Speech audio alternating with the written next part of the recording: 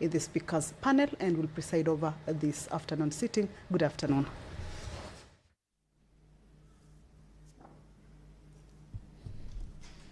Shall we pray? Almighty God, we beseech you to behold with your abundant favor and blessings as your servants whom you have been pleased to call to leadership positions in this republic. We seek guidance to treat and consider all matters that shall come under our deliberation in so just and faithful a manner as to advance the peace, prosperity, and welfare of our country and of those whose interests you have committed to our charge. Amen.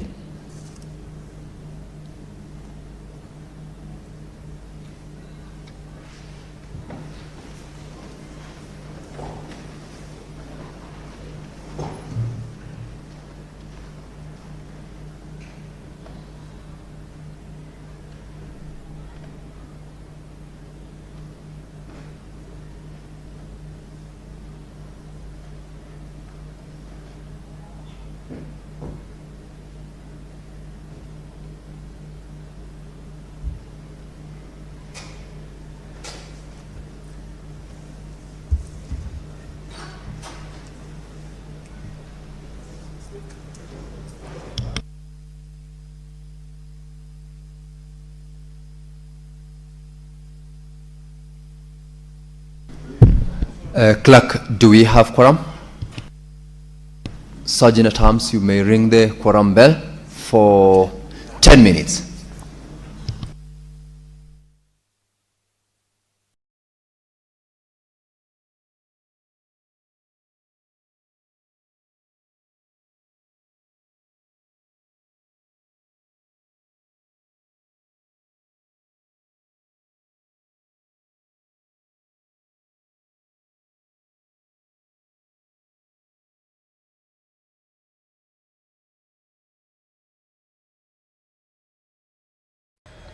So the prayer has been said and the chair taken. However, there is a quorum hitch, and the speaker has directed that the quorum bell be rung for 10 minutes to give room to members of the Senate to be able to make their way into the chamber. Remember, this is a Thursday afternoon, and in the morning hours, the members of the Senate were also committed in undertaking other Senate business, that is the committee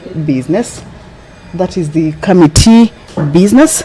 And of course, they are now getting ready to be able to get into the chamber to also transact the business over the plenary sitting. So this afternoon, as we wait for the quorum to be attained, we shall take a glimpse at some of the priority business that the Senate shall be undertaking in this afternoon's plenary sitting. And it's that there are changes that the Senate Business Committee has made regarding the constitution of select committees of the Senate. These select committees include the Standing Committee on Agriculture, Livestock and Fisheries. The senator for Nairobi County shall be replacing the nominated Senator Honorable Beatrice Ogola in this committee, that is the Agriculture, Livestock and Fisheries. Also, the Standing Committee on Energy has also been affected. The nominated Senator Beatrice Ogola shall be replacing the Senator for Homa Bay County, Honorable Moses Kajwang. The Standing Committee on Health has also received some changes in its membership. The Committee on Information, Communication and Technology, the Standing Committee on National Cohesion, Equal Opportunity and Regional Integration, the Standing Committee on Roads, Transportation and Housing, and also the Standing Committee on Trade, Industrialization and Tourism. These are changes that have been effected by the Senate Business Committee and will be communicated to the House this afternoon. Of course, once the Senate leader of the majority moves the notice of motion, and then it will follow the motion that the members shall be given this particular information. Changes have also been effected on watchdog committees, including the County Public Accounts Committee, as well as the County Public Investments and Special Funds Committees. This is pursuant to provisions of Standing Order 193. Well, the quorum has been attained. Allow me to hand you over. Senator Wambua, take your seat. Thank you, sir. Now, clerk, you may call the first order. Order number 1, administration of oath.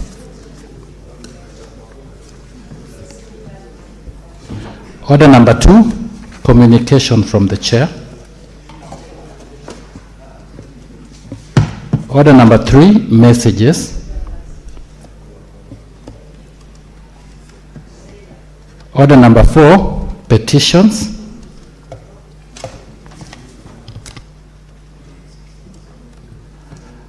Order number 5, papers.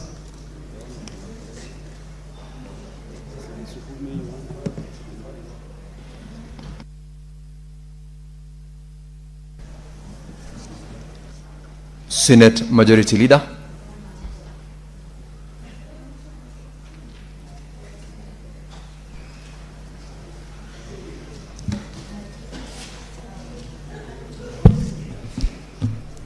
Mr. Speaker, sir, I beg to lay the following paper on the table of the Senate today, Thursday, 30th July 2026. The 23rd edition of biannual report on the status of alcohol and drug abuse control in Kenya by the National Authority for the Campaign Against Alcohol and Drug Abuse, NACADA. I beg to lay. Senator Moses Kajwang.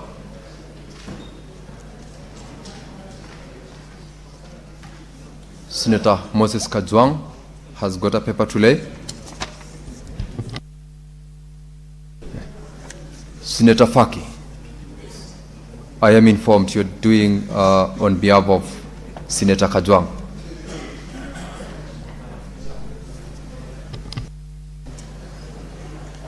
Thank you, Mr. Speaker, sir. Mr. Speaker, sir, I beg to lay the following paper on the table of the Senate today, Thursday, 30th of July, 2026. Report of the Regional Seminar, African Parliaments for Climate Action on Reducing Methane, Promoting Development, held at Emara Ole Sereni Hotel, Nairobi, Kenya, from the 14th to the 18th of May, 2026. Thank you, Mr. Speaker, sir.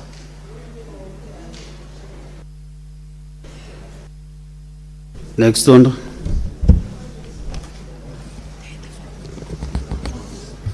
Order number 6, notices of motion. Senate Majority Leader.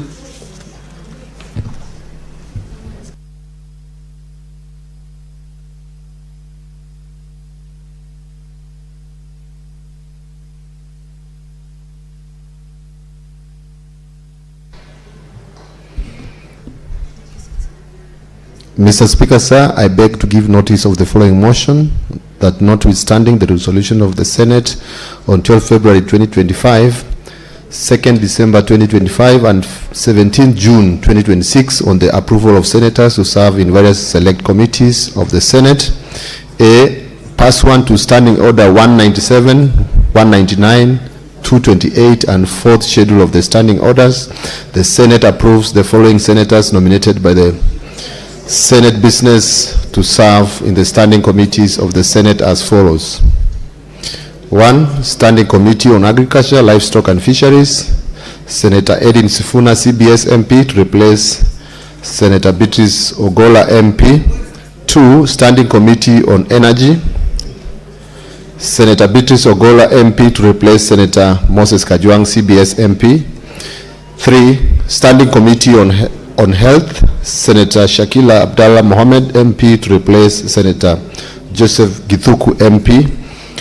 4. Standing Committee on Information, Communication and Technology, Senator Moses Kajwang, CBS MP, and Senator Beatrice Ogola, MP, to replace Senator Shakila Abdallah Mohammed, MP, and Senator Esena Lemaletian, MP. 5. The Standing Committee on National Cohesion, Equal Opportunities, Regional Integration, Senator Godfrey Othotsi, CBS MP, to replace Senator Betsiengo, MP. 6. Standing Committee on Roads, Transportation and Housing, Senator Hamida Kibwana, MP, to replace Senator Crystal Asige, MP. And finally, Standing Committee on Trade, Industrialization and Tourism, Senator Enoch Wambua, CBS, MP, to replace Senator Hamida Ali Kibwana, MP.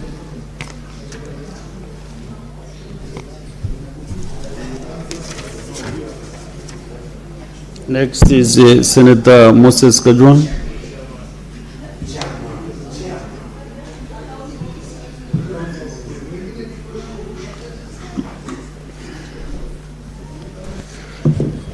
Thank you, Mr. Speaker, sir. Mr. Speaker, sir, I beg to give notice of the following motion: that the Senate notes the report of the regional seminar, African Parliaments for Climate Action on Reducing Methane, Promoting Development, held at Emara Ole Sereni Hotel, Nairobi, Kenya, from 14th to 18th May 2026, laid on the table of the Senate on Thursday, 30th July 2026.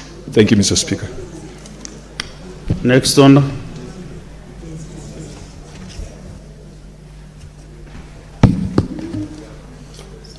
Order number 7, questions and statements. Several statements and standing order 53-1. We start with the Senator for Nairobi City County. But I saw Senator Sifuna here just 1 minute ago. Okay, Senator S.O. Kenyuri.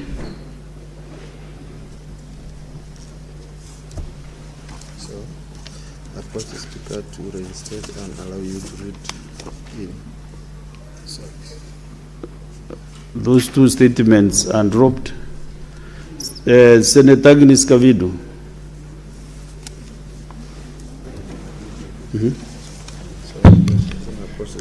Thank you, Mr. Speaker, for this opportunity to read my statement on irregularities in the payroll of the county government of Machakos. Mr. Speaker, I rise pursuant to Standing Order 53-1 to seek a statement from the Standing Committee of Labor and Social Welfare on a matter of countrywide concerns regarding irregularities identified in the payroll of the county government of Machakos. Mr. Speaker, sir, an audit of the county government's payroll covering the period of from 1st January 2016 to 30th September 2021 revealed several anomalies, including duplicate employee records, shared bank accounts, irregularity payment on salaries and allowances, and officers drawing salaries from both the national and county governments. In the statement, the committee should address the following. 1, the progress of investigations into the anomalies identified in the audit, the number of officers implicated, and the total amount of funds irregularly paid. 2, the administrative, disciplinary, or criminal measures taken against officers involved in those responsible for unauthorized alteration of payroll records. 3, the amount of money recovered from irregular, duplicate of unsupported payments, and the strategies of recovery outstanding amounts of the outstanding amounts. 4, the extent of implementation of audit recommendations, including regular payroll cleaning, monthly audit, and strengthened access control, including timelines for involving all outstanding cases identified in the audit measures to prevent recurrences. Senator Agnes Kavindu Mudhama, MP, Machakos County. Mr. Speaker, I have two statements. Can I read the other one? Thank you, Mr. Speaker. I have another statement on the rising cases of brutal killings and discovery of mutilated bodies in Machakos County. Mr. Speaker, I rise pursuant to Standing Order 52-1 to make a statement on a matter of countrywide concerns regarding the rising cases of brutal killings and discovery of mutilated bodies in Machakos County. Mr. Speaker, sir, the recent months, Machakos County has witnessed a disturbing increase of incidents involving the brutal murder of persons, mutilated of their bodies, and abandoned of their remains in isolated locations. These heinous acts have instilled fear among residents, undermined public confidence in the security agencies, and raised serious concerns about the prevalence of violence crimes in the country. Article 26 of the Constitution guarantees every person the right to life, while Article 28-29 guarantees the rights to human dignity and security of the person, respectively. The continued occurrences of the killings is therefore a grave violation of these constitutional rights and calls for urgent and decisive interventions by the relevant security agencies. Mr. Speaker, the latest incident occurred on the 17th of July 2026 when mutilated human remains were discovered near Mukengesia River in Mukengesia Village, Kithioko Sub-County, Masinga, Kithioko Sub-Location, Masinga Sub-County. The remains were recovered by officers from the National Police Service and Directorate of Criminal Investigations and transferred to the Machakos Level 5 Hospital mortuary for identification and post-mortem examination. This incident has highlighted anxiety among residents and reinforced concerns concerning the apparent rise in brutal killings and the dumping of human remains in different parts of this country. Mr. Speaker, sir, I strongly condemn these barbaric acts which have no place in the society founded on the rule of law and respect for human life and dignity. I call upon the Inspector General of Police, the Directorate of Criminal Investigations, and other relevant government agencies to expedite investigations into those incidences, identify and prosecute the perpetrators, and strengthen security and surveillance measures to prevent further loss of lives. I further urge members of the public to remain vigilant and cooperate with the security agencies by providing any information that may assist in identifying the victims and bringing those responsible to justice. Thank you, Mr. Speaker. Senator Agnes Kavindu Mudhama, the Senator, Machakos County. Senator James Murango.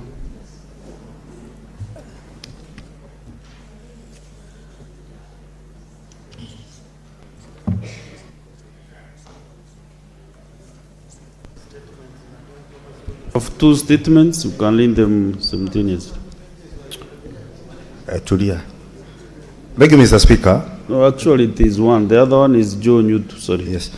Thank you, Mr. Speaker. Mr. Speaker, I rise pursuant to Standing Order 53.1 to seek a statement from Standing Committee on Finance and Budget on a matter of county-wide concern regarding stalled development projects undertaken by the county government of Kirinyaga since 2013.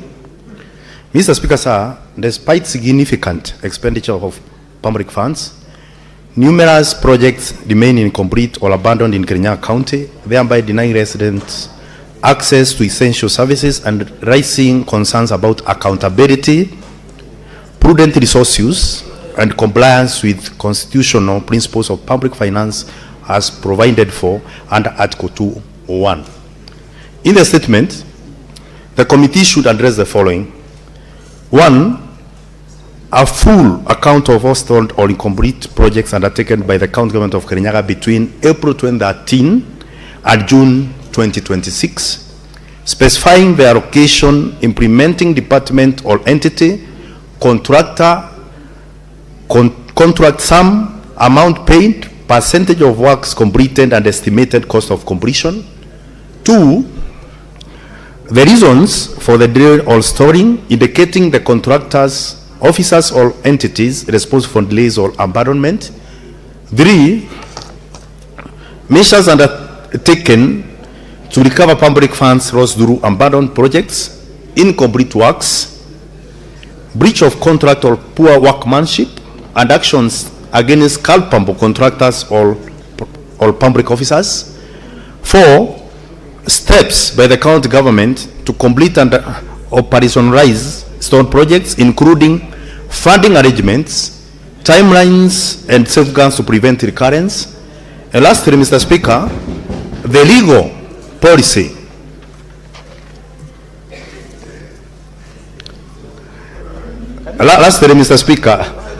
the legal policy and administrative measures in place to ensure that county governments give priority to the completion of ongoing projects and prevent the accumulation of stalled projects. Thank you, Mr. Speaker. Senator Joe Newt.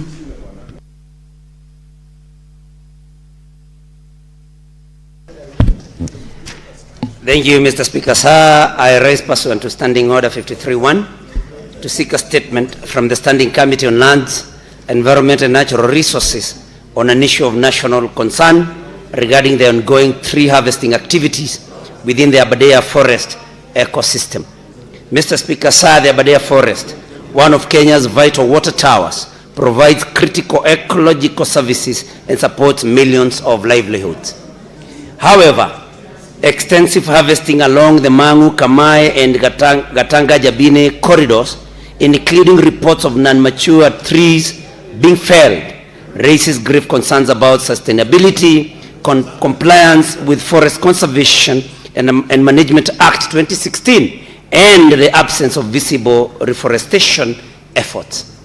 In the statement, the committee should address the following. 1, a comprehensive report on recent activities, including specific locations, acreage, volume of timber, and the criteria used by the Kenya Forest Service to justify harvesting of non-mature trees.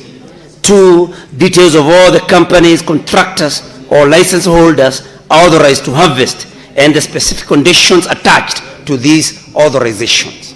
3, immediate reforestation measures, seedling species and quantities and timelines, as well as monitoring mechanisms to ensure prompt restoration and prevent long-term degradation. And 4, measures by the Ministry of Environment, Climate Change and Forestry and the Kenya Forest Service to enforce sustainable practices and full adherence to the Forest Conservation and Management Act 2016. I thank you, Mr. Speaker. Senator Professor Tom Ojenda. That statement is dropped. Senator Mohamed Chute.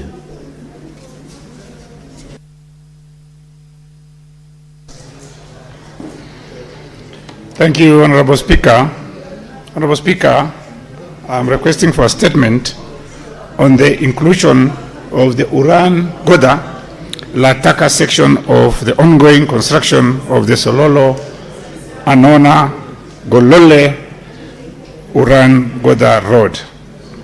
So, Speaker, sir, I rise pursuant to Standing Order 53-1 to seek a statement from the Standing Committee on Roads, Transportation and Housing on a matter of county-wide concern regarding the exclusion of approximately 4-kilometer Uran-Goda-Lataka section from the ongoing construction of the Sololo-Anona-Golole Road in Sololo sub-county of Marsabit County. In the statement, Honorable Speaker, the committee should address the following. Number 1, the reason and criteria that inform the exclusion of the 4-kilometer Uran-Goda-Lataka section from the ongoing construction works in Sololo. Number 2, the budgetary, contractual, technical, or planning consideration behind the exclusion. And number 2, the estimate cost of construction and whether there are plans to revise the project scope to include that section. Number 3, Honorable Speaker, measures by the Ministry of Roads and Transport and the relevant road agencies to ensure construction of that section, including expected commencement and completion timelines. Honorable Speaker, finally, the broader safeguards in place to prevent similar exclusion in future road projects and to guarantee equitable infrastructure development across all regions. Thank you, Honorable Speaker. Senator Lelegwe. Lutubesi.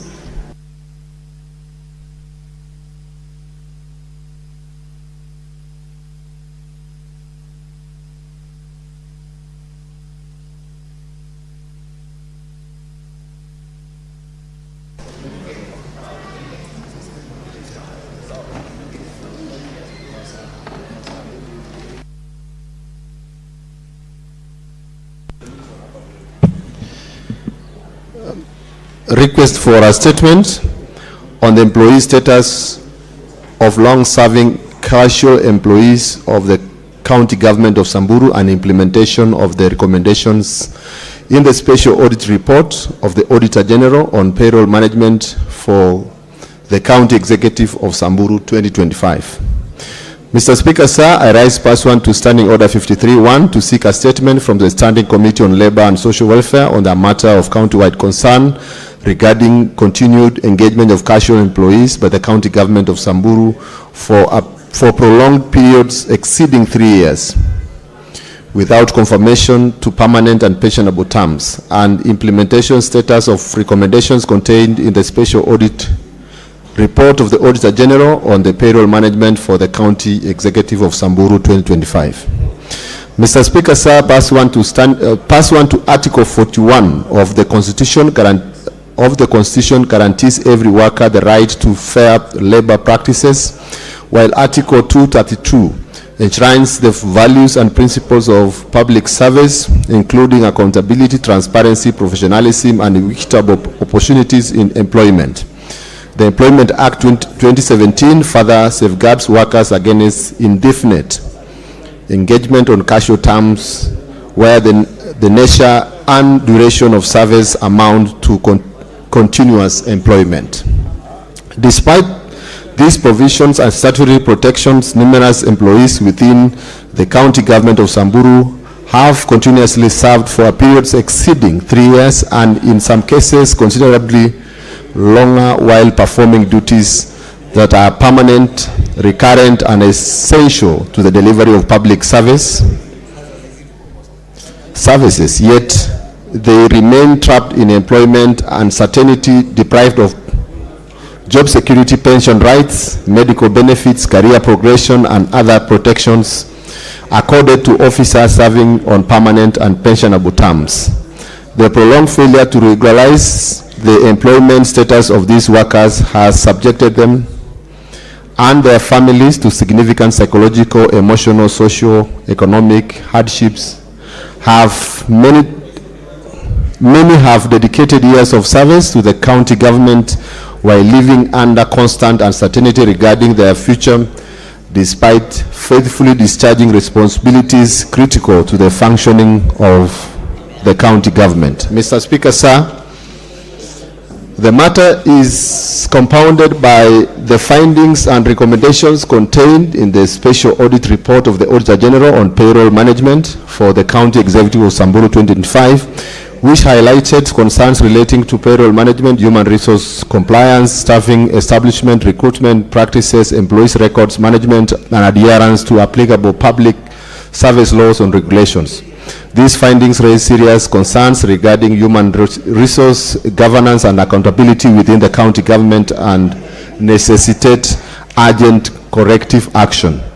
In the statement, the committee should address the following: the exact number of casual employees currently serving the county government of Samburu who have continuously served or worked for a period exceeding 3 years, indicating their respective departments, job designation, dates of engagement, remuneration, and reasons for continued failure to regularize their employment status in accordance with the Constitution, the Employment Act 2007, and applicable public service laws and regulations. 2, the status of implementation of the recommendations contained in the special audit report and the special audit report of the Auditor General on payroll management for the County Executive of Samburu 2025, particularly relating to payroll management, human resource compliance, staffing, establishment, employee records management, recruitment procedure, staff regularization, and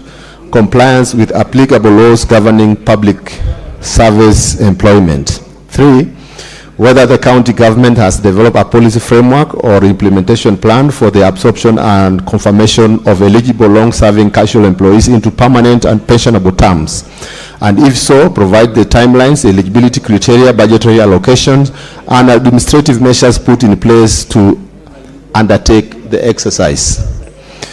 4, measures being taken to address the adverse psychological, emotional, social, and economic effects occasioned by the prolonged casual employment, including the denial of job security, pension benefits, medical cover, career progression opportunities, and other employment rights guaranteed under the Constitution and labor laws. Finally, 5, the total number of officers identified in the special audit report as requiring regularization, payroll clearing, corrective administrative action, or compliance interventions, the progress made in implementing the audit recommendations, and the timelines within which the county government intends to fully implement the recommendations and conclusively resolve the plight of affected employees. Thank you, Mr. Speaker. Senator Mazan, Minority Leader.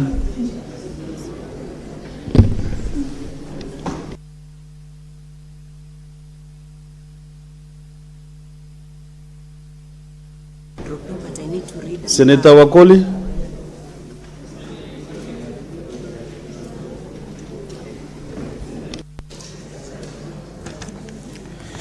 Thank you, Honorable Speaker.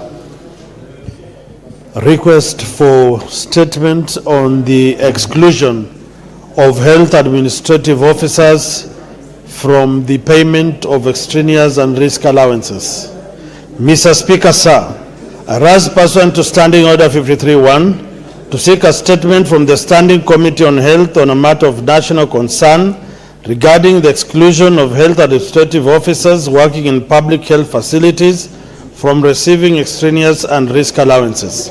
Mr. Speaker, sir, despite serving within healthcare environments and being exposed to occupational risks comparable to other cadres, these officers remain excluded from payment of the said allowances, raising concerns of fairness, equity, and compliance with constitutional labor rights. In the statement, the committee should address the following. 1. The policy, legal, and administrative basis for excluding health administrative officers working in public health facilities from the payment of extraneous and risk allowances. 2.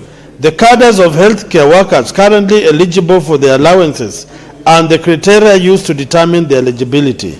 3. The findings of any occupational risk assessment conducted in respect of health administrative officers and the justification for the exclusion despite working in the same facilities and being exposed to risks comparable to those faced by other healthcare workers. 4. The status and findings of any review undertaken by the Ministry of Health, the Salaries and Remuneration Commission, SRC, the county governments regarding the exclusion of health administrative officers in the payment of the allowances. And finally, 5, the measures being taken to harmonize the payment of extraneous and risk allowances across eligible healthcare personnel, including plans and timelines for reviewing the existing policy framework to ensure equitable compensation. Senator David Wakoli MP, Senator for Bungoma County. Thank you, Honorable Speaker. Senator Professor Tom Ojenda.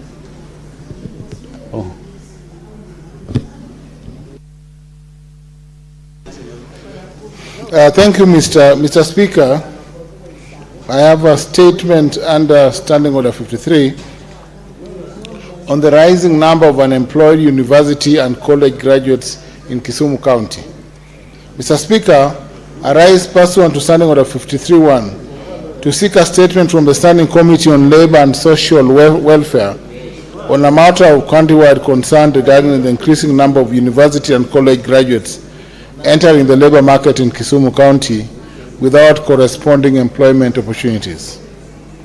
Mr. Speaker, sir, while access to higher education has expanded, many graduates face limited prospects for jobs, entrepreneurship, and meaningful economic participation. This, Mr. Speaker, has created a growing population of skilled but unemployed youth, raising concerns about social stability, economic productivity, and the realization of constitutional rights under Article 43 on social and economic security. In the statement, Mr. Speaker, the committee should address the following. 1, the number of graduates entering the labor market annually over the last 5 years, disaggregated by level of qualification, field of study, and employment status. 2, measures taken by the county government, national government agencies, and the private sector to support employability, innovation, and enterprise development, as well as to expand opportunities through jobs, internships, apprenticeships, and entrepreneurship. 3, whether the county government has assessed the alignment between university and college programs with labor demands in key sectors such as agriculture, manufacturing, technology, trade, and services. And lastly, Mr. Speaker, concrete steps and timelines to bridge the gap between rising graduation rates and available economic opportunities. Thank you, Mr. Speaker.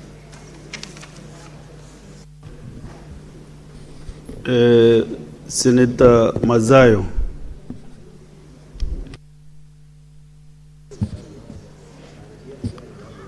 Asante mstahiki Spika. Mstahiki Spika, Nataka kusoma taarifa hii kuhusu ukosefu wa huduma za mahakama kwa wakaazi wa Bamba katika kaunti ya Kilifi. Mheshimiwa Spika, nasimama kwa kanuni za kudumu kipengele cha 53 sheria ya kwanza ya hizi kanuni zetu za Seneti, kuomba kauli kutoka kwa kamati ya haki, masuala ya kisheria na haki za kibinadamu kuhusu ukosefu wa mahakama ya hakimu katika wadi ya Bamba, eneo bunge la Ganze, kaunti ya Kilifi. Mstahiki Spika, licha ya kwamba Bamba huwa ni eneo kubwa lenye idadi kubwa ya wakaazi walio na mahitaji ya huduma ya mahakama, wananchi wanalalamika kusafiri umbali ama urefu hadi Kilifi, Malindi, Kaloleni au Mariakani ili kupata huduma hizo za mahakama. Jambo hili linasababisha kuongezeka kwa gharama, kucheleweshwa kwa haki na kuwakatishia tamaa waathiriwa wa uhalifu kuripoti matukio au kufuatilia kesi zao. Bwana Spika, katika kauli hiyo kamati zizingatie yafuatayo. Ya kwanza, sababu zinazofanya wadi ya Bamba kukosa mahakama ya hakimu licha ya idadi kubwa ya wakaazi na mahitaji ya huduma za mahakama.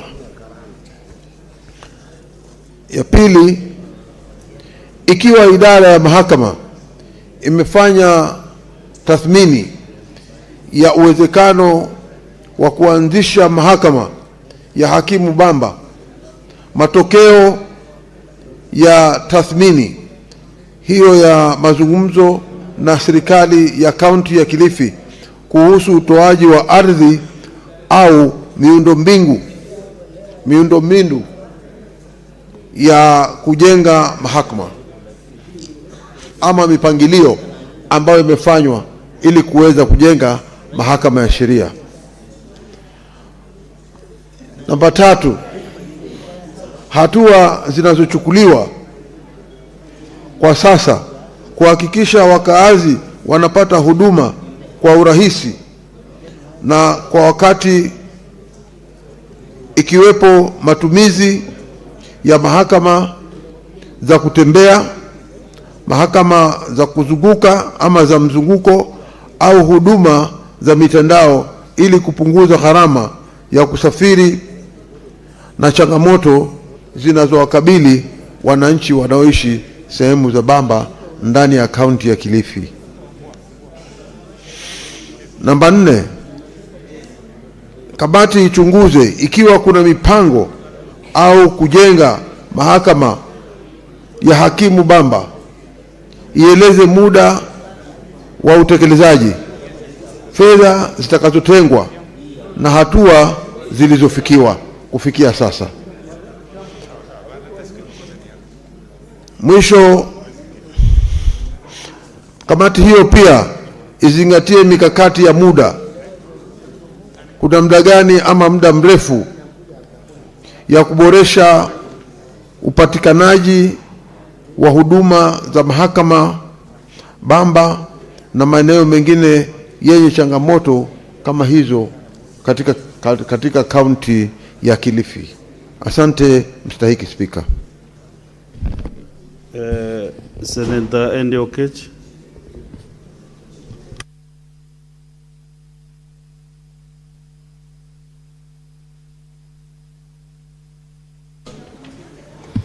Mr. Speaker, thank you, and thank you for giving me the opportunity.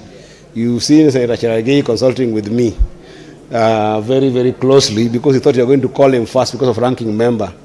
But you know, he has been hitting me that I'm the senior most bachelor here. We've just discovered that he's a bachelor. So he's the senior most bachelor in this house. Senator Cherargei. So thank you for giving me this opportunity, Mr. Speaker. So, Mr. Speaker, thank you for giving me this opportunity. Mr. Speaker, I rise. I rise. Just a minute, Senator. Mr. Speaker. Majority Leader, what is your point of order?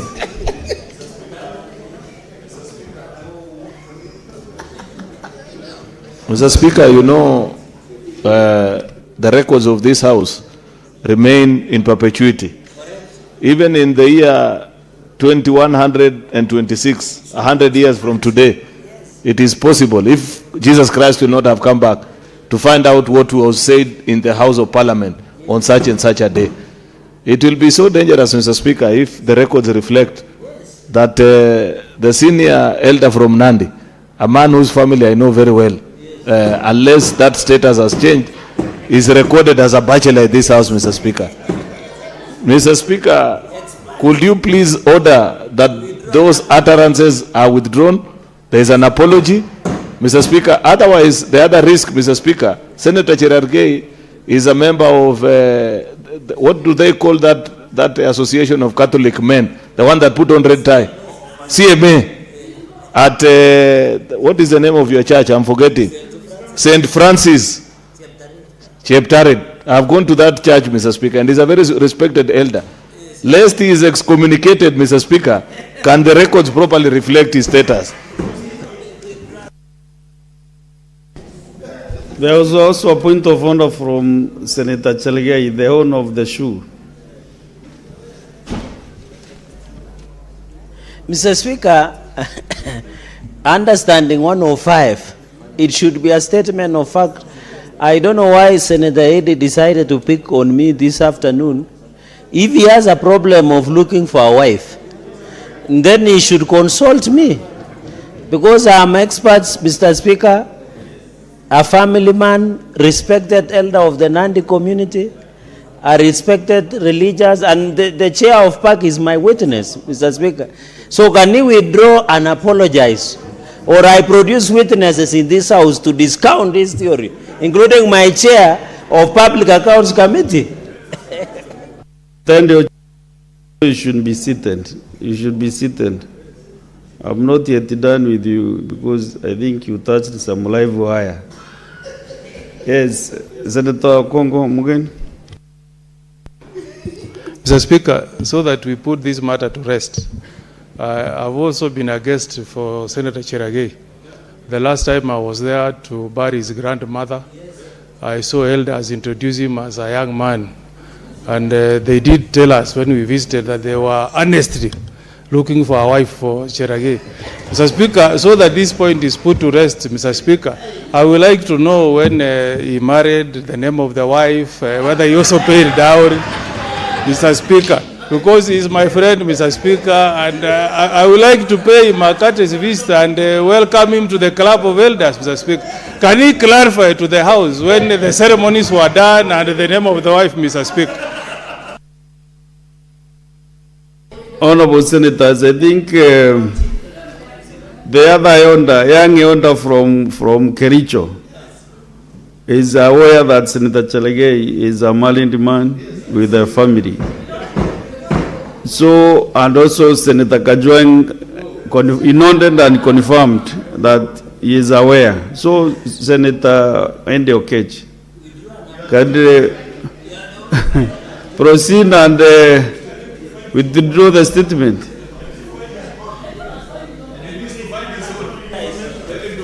Mr. Speaker, in this House there's tradition that if you say any statement that is not statement of fact, you substantiate. So I think that, Mr. Speaker, I wish to substantiate partly and then to give you another chance to substantiate fully. Number one, Mr. Speaker, because Senator Cherargei is a faithful of the Catholic Church, if there is any matrimony he did, that he did must be public. And number two, Mr. Speaker, you have seen, wait, I haven't finished, you'll come. Mr. Speaker, you have seen when the defender, the Kalenjin Jurinjeke in this House, called Senator Cheriot, Mr. Speaker, when he was defending Senator Cherargei, you could see a ring on his finger. When my brother, Senator Mugeni, was defending Senator Cherargei, you could see a ring on his finger. If you look at the finger of Cherargei and my ring, they are the same, Mr. Speaker. Senator Okech, there are different types of marriages. The Speaker was coming to that. Aware. So either you withdraw that because the member requested that you must withdraw, Mr. so that you can make progress. Mr. Speaker, I will substantiate if you give me a time next time, because I don't want it to be an issue. But I am appreciating him for being a senior. I want you to go the route of withdrawing, because I don't want to put the family of Senator Cherargei into this dispute. It will be fair. Mr. Speaker, Mr. Speaker, that will be utterly out of sympathy for him, but not out of our regulations. So I will withdraw out of sympathy, but not out of regulations for Senator Cherargei. Proceed and thank you, Mr. Speaker. Mr. Speaker, this is a request of statement on the pollution of rivers Kuja and River Migori due to gold mining in Migori County. Mr. Speaker, sir, I rise pursuant to Standing Order number 53-1 to seek a statement from the Standing Committee on Land, Environment and Natural Resources on a matter of county-wide concern regarding the degradation and pollution of rivers Kuja and River Migori arising from artisanal and large-scale gold mining activities in Migori County. Mr. Speaker, sir, these rivers are vital for the domestic use, irrigation, fishing, livestock, and livelihoods, yet mine waste, tailings, and chemical pollution continue to threaten water quality, ecosystems, public health, and socioeconomic well-being of the residents. Therefore, Mr. Speaker, in the statement, the committee should address the following: the extent of pollution in rivers Kuja and River Migori based on water quality assessments by NEMA and the Water Resources Authority, the state of Department for Mining and other relevant agencies over the last 5 years, including sources, nature of pollutants, and compliance with national water standards. Secondly, measures taken to regulate mining activities and enforce environmental laws, including inspections, compliance with environmental impact assessment and audit requirements, actions against illegal mining, restoration orders, license, suspension or revocation, and prosecution of operators responsible for pollution. Thirdly, interventions to safeguard affected communities, including provision of safe alternative water resources by the county government, regular water quality monitoring, public health surveillance, advisories, and support for farmers, fishermen, and livestock keepers whose livelihoods have been adversely affected. Lastly, Mr. Speaker, the committee should address the government's long-term strategy for restoring and protecting the two rivers, including rehabilitation of degraded areas, reclamation of abandoned mining sites, management of mine waste and tailings, restoration of riparian ecosystems, and enhanced coordination between national and county government to promote environmentally sustainable mining. Mr. Speaker, I have two more statements. My second one, Mr. Speaker, if you allow me, is a statement on the state of emergency obstetric care at Migori County Referral Hospital. Mr. Speaker, I rise pursuant to Standing Order number 53-1 to seek a statement from the Standard Committee on Health on a matter of, again, Migori County-wide concern regarding the state of emergency obstetric care in Migori. Mr. Speaker, sir, this follows the tragic deaths of Mrs. Immaculate Wanjiru, a 24-year-old mother who died at Migori County Referral Hospital on 22nd June 2026 after being referred from a single dispensary in critical condition following a severe obstetric emergency. In the statement, the committee should address the following: the circumstances surrounding the death of Ms. Immaculate Wanjiru, including the timeline of the referral process from Osingo Dispensary to Migori County Referral Hospital, and where the emergency of the newborn care protocols were done and followed, the status and findings of the maternal and perinatal death surveillance and response investigations, including the recommendations and any administrative, disciplinary, or legal action taken against persons found culpable, the preparedness and capacity of Migori County's maternal health care system to address such emergencies, and lastly, Mr. Speaker, the measures by the county government of Migori and the Ministry of Health to reduce preventable maternal deaths, implementing the MPD as air recommendations, and publicly report the findings and actions arising from the interventions into the deaths of Mrs. Wanjiru. Lastly, Mr. Speaker,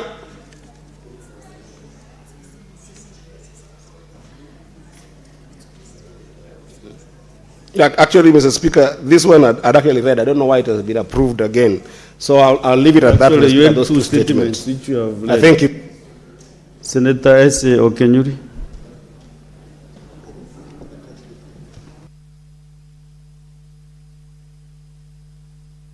Thank you, Mr. Speaker.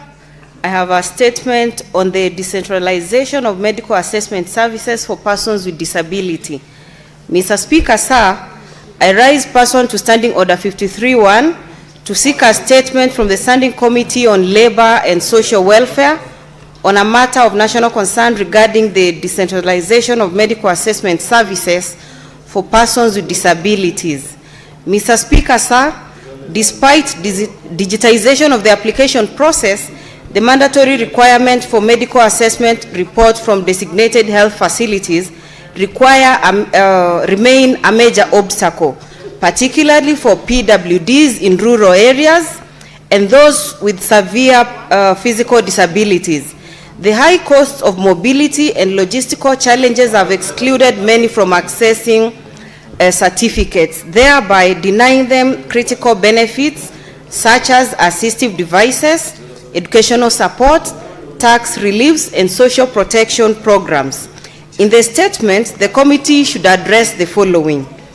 1, the county level figures vis-a-vis the national registered number of persons with disabilities in each county and the steps being taken to bridge the gap in statistics, including specific details on the following. A, any joint efforts between the Ministry of Labor and Social Protection, the National Council for Persons with Disabilities, and other government institutions to decentralize and bring medical assessment services closer to PWDs, particularly in rural and marginalized areas. B, efforts by the government to undertake periodic outreach programs to facilitate medical assessment for PWDs, especially those with mobility challenges in underserved, far-flung areas, and strategies to establish permanent medical assessment centers in the said areas, and the steps being taken to simplify the registration process for PWDs. Secondly, the measures to ensure that no PWD is denied access to government incentives and reliefs accruing from PWDs for failure to obtain disability certificate, particularly where they have faced apparent challenges in the registration process. Thank you, Speaker.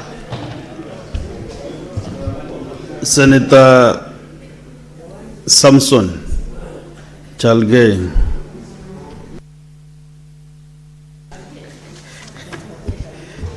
Mr. Speaker, I don't know why the senior bachelor is sitting next to Senator Ogola. Mr. Speaker, let me read my statements. There are two. One, and Senator Ogola is happily married.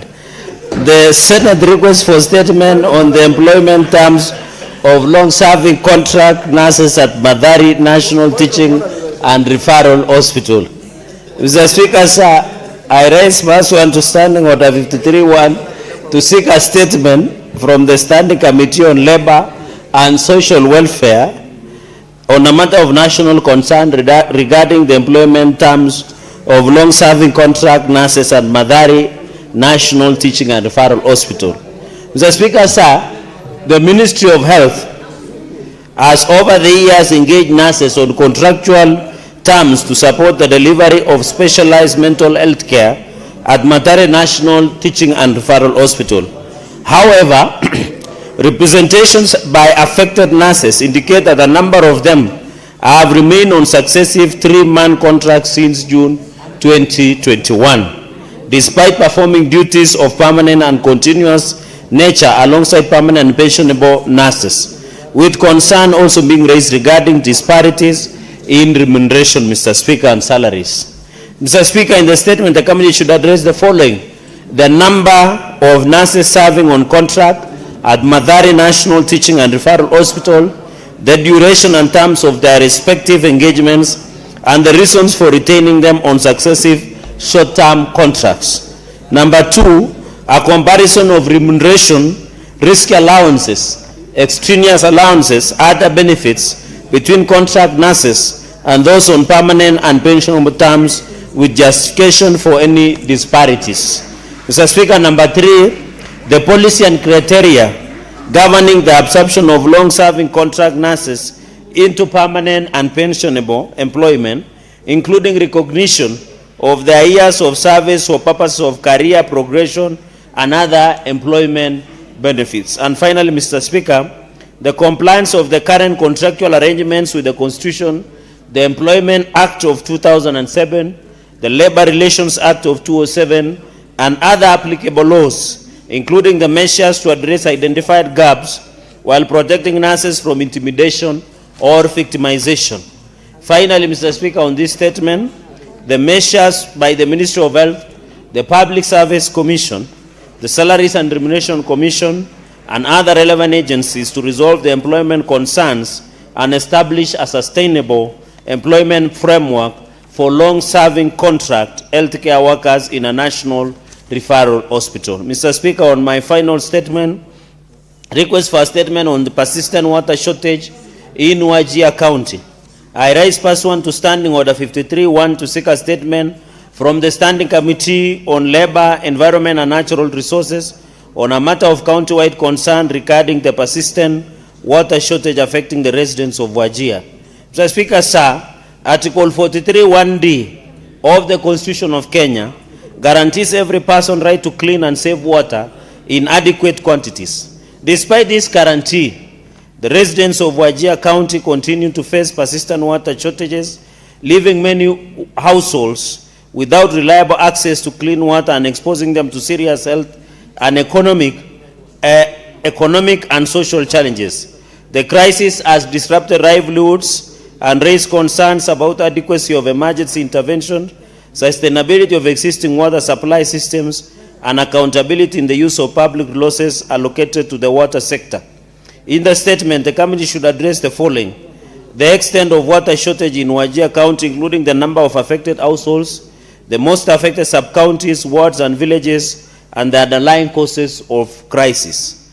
Number 3, Mr. Speaker, the immediate intervention by the national and county governments to provide affected residents with clean and reliable water, and the long-term measures to ensure sustainable water access, including development and rehabilitation of water infrastructure, groundwater development, water harvesting, and climate-resilient water supply systems. Mr. Speaker, number 4, the measures to mitigate by both the county and national government the humanitarian, health, socio-economic impact of water shortage, particularly on women, children, older persons, and persons living with disabilities.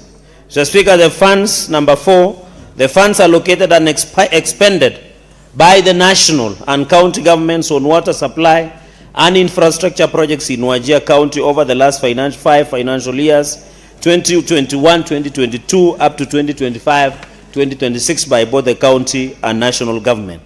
The implementation status of each project and the measures taken to ensure transparency, accountability, and proper utilization of public funds, including any audits, investigations, or corrective actions being undertaken. Mr. Speaker, and finally, the mechanisms established to strengthen coordination between the national and county government of Wajir in the planning financing and implementation of water projects to prevent the recurrence of water shortages in the area. I thank you, Mr. Speaker, sir. Yes, Majority Leader. Mr. Speaker, I beg for your indulgence on a matter that has troubled me for a while now this week. And Senator Cherargei, while reading his statement, has reminded me of that issue. This House, Mr. Speaker, is guided by standing orders. And where standing orders don't expressly provide for a matter, we are guided for by traditions. And you know that fairly well, Mr. Speaker. It is a tradition of this House, Mr. Speaker, that matters of a particular county are left to the elected senator of that particular county. You've just had Senator Cherargei, Mr. Speaker, seek a statement on matters to do with Wajir County, and Senator Abbas is here. Earlier this week, there was a statement by, I think, Senator Sifuna with regards to something in Taita Taveta, and things like that, Mr. Speaker, and Kajiado. Mr. Speaker, that though it is not expressly provided for in our standing orders, the traditions of this House have always been that there is that collegiality and respect among its colleagues that if you have something that is of interest to you, you first refer to the area senator to understand that matter before you seek it. Because for obvious reasons, Mr. Speaker, yet I see a trend coming up where your office approves statements by senators on matters that are over and above their area of jurisdiction, so to speak, Mr. Speaker. I would wish that that is something you may not have to respond immediately, but something that you may want to reflect upon, Mr. Speaker. You now was willing to allow that leverage, because you know this House has presidential candidates, Mr. Speaker, but I've come to realize they are not very serious, Mr. Speaker, because I watched another one being asked what is their plan for the country. They said, you know, I'm a lawyer, I'll hire experts to tell me what I need to do. So, Mr. Speaker, can we just be allowed to do our work as senators and leave it at that? This business that is being introduced is not good for us amongst ourselves as colleagues. Otherwise, if I bring a statement tomorrow about Homa Bay, what will the people say about Senator Kajwang? Of course, it will be translated as if there's an abdication of responsibility from his part. I thank you, Mr. Speaker. Comment on the statements is we are yet to get there. So what I want to do now is to request the majority leader to read the statement under 57(1). The matter that has been raised by the majority leader, as he requested, the chair will give a thought about it and direct the House on the way forward.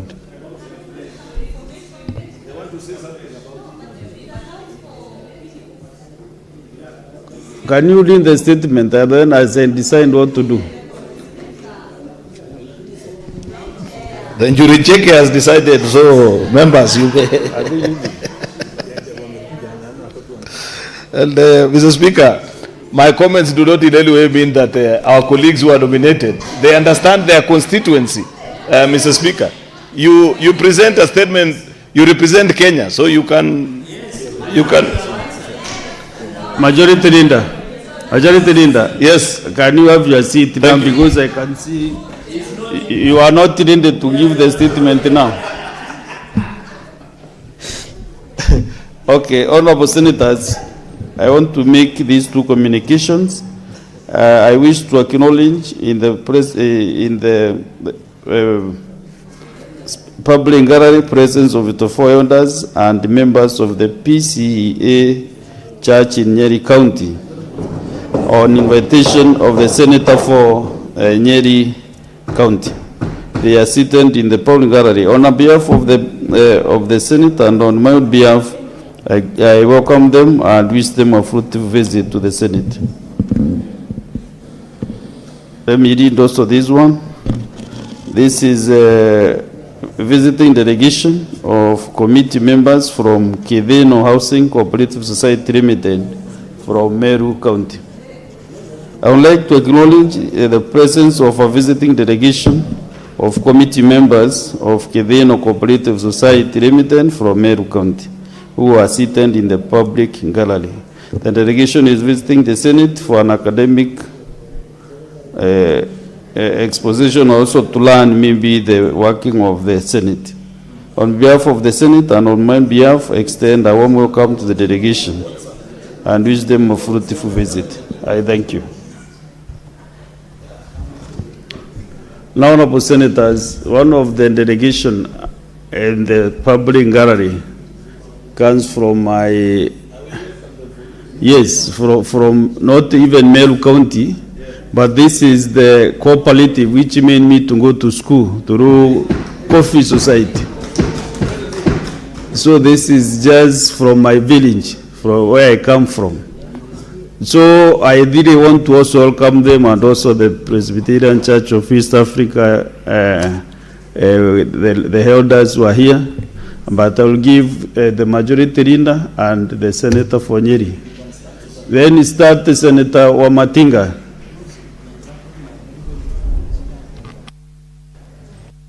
Asante sana mstahiki Speaker. Siku ya leo nina furaha tele kwa sababu nawakaribisha washirika kanisa ambalo nanisoma, Women Guild. Mstahiki Speaker, safari hii tulipanga na washirika Women's Guild kutoka Monyo Parish wakati nilikuwa nimeenda kwa siku yao ya kusherehekea siku ya Women Guild, na nikawaahidi nitawaleta hapa jumba la Seneti ndipo waweze kuona vile sisi tunaendesha biashara ya miswada na kuwakilisha Wakenya na sana sana kutetea ugatuzi. Ningeomba nichukue fursa hii kuwakaribisha hapa, na nadhani wataporudi nyumbani, mstahiki Speaker, wataenda kueleza yule seneta ambaye walimchagua anawakilisha vilivyo hapa Seneti, na tunaendelea kutetea ugatuzi, na niwatakie wanaporudi nyumbani safari njema. Asante sana mstahiki Speaker kwa kunipa nafasi. So under 1 minute, Senator Murango, I know you are passionate on coffee. Under 1 minute, kindly. Asante sana mstahiki Speaker. Kwanza ningetaka kuwakaribisha wanachama chama cha ushirika cha Kidhino. Na kwanza niwapongeze pia kwa sababu uzao la kahawa ni muhimu sana katika nchi hii. Na mumeweza kutoa seneta ambaye anatuongoza hapa Speaker, na ambaye ni mwelendi na ako na tajriba ya juu. Niseme ya kwamba bunge la Seneti lipitisha sheria muhimu sana ya kahawa ambayo iliwekwa sahihi na Rais wa Kenya, ambayo itasaidia sana wanaolima kahawa kuhakikisha kwamba hawatumii vibaya na wakiritimba ambao maingilia kahawa. Kwa hivyo ningemwomba mnapoenda nyumbani mjue ya kwamba sehemu mnayoshikilia katika vyama vya ushirika ni muhimu sana kwa Kenya nzima hii. Asante sana mstahiki Speaker. Yes, Senate Majority Leader.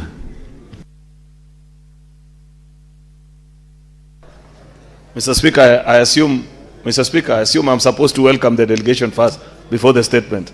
Thank you, Mr. Speaker. Mr. Speaker, it will be wrong if I ignore the very beautiful mothers of ours that are here from the Nyeri Women's Guild team. They look lovely, and Mr. Speaker, I must congratulate our colleague, Senator Wamatinga, for inviting the distinguished ladies from Nyeri County to visit with us this afternoon and get to see us as we transact our business. I want to tell them they have a great leader in Senator Commissioner Wahome Wamatinga, and they should continue to support him because he means well for the people of Nyeri. Mr. Speaker, the second group that you have invited here, Kidhino Housing Cooperative Society, we have to applaud and appreciate them. If this is the cooperative that made you go to school, Mr. Speaker, then we must tell them that their money never went to waste, Mr. Speaker, because we have an able Deputy Speaker in you, a strong leader from the Meru community, Mr. Speaker, and a leader for the future. I want to ask, Mr. Speaker, that these cooperative members give us a secret. I don't know why, Mr. Speaker, but I have learned something, that Meru County has very strong cooperative movement. I have seen this one. I know also in the milk sector, the best leading cooperative comes from Meru County. So maybe, Mr. Speaker, later you will tell Senator Cherargei, myself, and even Senator Kinyua, who I'm not sure has such strong cooperative movements from their county, Mr. Speaker, what is the secret? I don't know. I was just thinking, Mr. Speaker, is it because that the Meru people don't allow anybody to joke with their money? And if you go near it, Mr. Speaker, they administer instant justice the way they do to Mira thieves, Mr. Speaker. Maybe if that is a secret, you need to tell us so that we know. And lastly, Mr. Speaker, when they go back home, they should tell the people of Meru that this house is properly constituted. When a matter is brought before us, we consider the merits of the matter based on the evidence that has been brought before us. I know there is a lady who has been going around Nyeri saying very bad things about you and this house, Mr. Speaker. They must go back and report that we have told them, Mr. Speaker, that based on the evidence that was presented by the County Assembly of Meru, it is on that reason that Governor Kawera Mwangaza was impeached and not any other reason and those drama that he does. I thank you, Mr. Speaker. Mr. Speaker, I finally... Now proceed and lead the statement. Thank you, Mr. Speaker. Sorry. Number 57.1, to present the business for the week that commences 4th of August, 2026. The status of legislative business before the Senate is as follows, Mr. Speaker. There are 55 bills that are pending conclusion, of which 37 are at the second reading, 17 are the committee of the whole, and 1 is awaiting the first reading. 14 motions are pending conclusion. There are 23 petitions, Mr. Speaker, that are pending before the various standing committees of the House, Mr. Speaker, out of which 18 are already due for reporting. Mr. Speaker, members have also brought 560 statements before the House that are being handled by the various committees of this House. It is my hope that the proper response will be brought before the House, Mr. Speaker, so that we consider and conclude on those matters. At the sitting of the Senate on Tuesday, the 4th of August, the tentative business for the day will include business that we will not have concluded on today's order paper, as well as business that is indicated in the order paper of that particular day. The tentative business for Wednesday, 5th of August 2026, will include questions to the Cabinet Secretaries as approved by the SBC, as well as motions.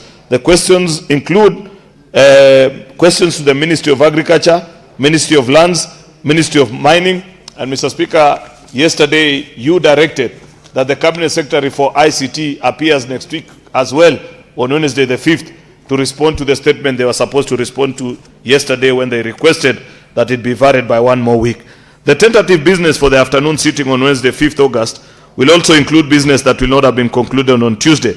There are various bills, including the AFA bill, the County Government's Amendment, Kenya Health Product Technology, Mr. Speaker, as well as many other bills. We have motions that are before us, and I'd wish to urge the members that are sponsoring those particular motions, Mr. Speaker, to avail themselves in the House for considerations of those bills and motions so that we conclude. It is important, Mr. Speaker, that the Honorable Senators to recall that the Senate is scheduled to proceed on a month-long recess at the rise of the House next week on Thursday, 6th of August 2026, in accordance with our calendar.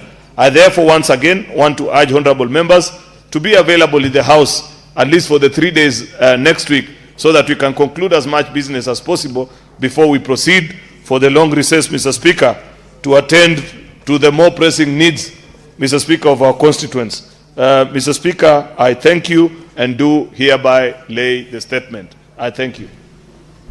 I have exactly 10 minutes. I can allow a few members to make brief comments. Under Senators, you know, I've been listening to members of this House. You know, when you are giving a comment on a statement, you are not supporting the statement, but giving a comment, which you can do within 2 minutes. But the members are taking 5-10 minutes to give their comments. I support, which is not the case. You just give a comment on that statement. So I want to give a few members.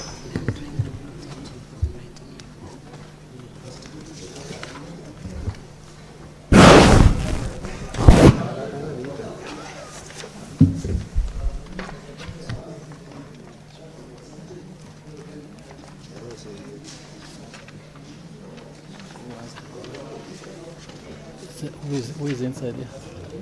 Senator Mutinda.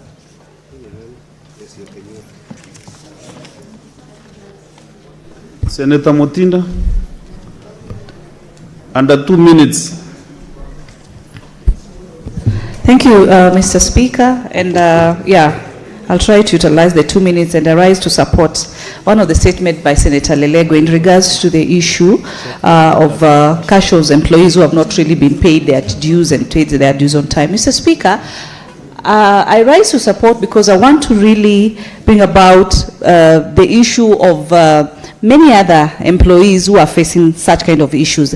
A case example is an issue that has been brought to my attention in regards to retired teachers whose pension up to date, Mr. Speaker, has not been sorted for the longest period of time. They brought petitions in and out, and I would want to urge that the Committee of Labour that will be dealing with this matter to cut across all other pending matters of dues. I've seen also the statement by Senator Wakoli in regards to allowances for the healthcare workers, Mr. Speaker. It's the same issue, allowances not being paid. It's the high time the Labour Committee would look at the issues of pension, issues of allowances in a broader perspective. And lastly, Mr. Speaker, on the issues of permanent and pensionable employment, I am referencing in regards to the UHC workers, Mr. Speaker. This House passed the County Additional Allocation Bill, which had 8.6 billion for our UHC workers, Mr. Speaker. And the Senate did its part, Mr. Speaker. But we saw a very big outcry for our UHC workers who claimed that they needed to be employed permanently and pensionably because for the longest period of time, they've really, been on contract, Mr. Speaker. So issues of workers is an issue that cuts across many institutions and should come to an end, and would really want the Committee of Labour to fasten this. With those few, Mr. Speaker, I support. Senator Kajwang Moses.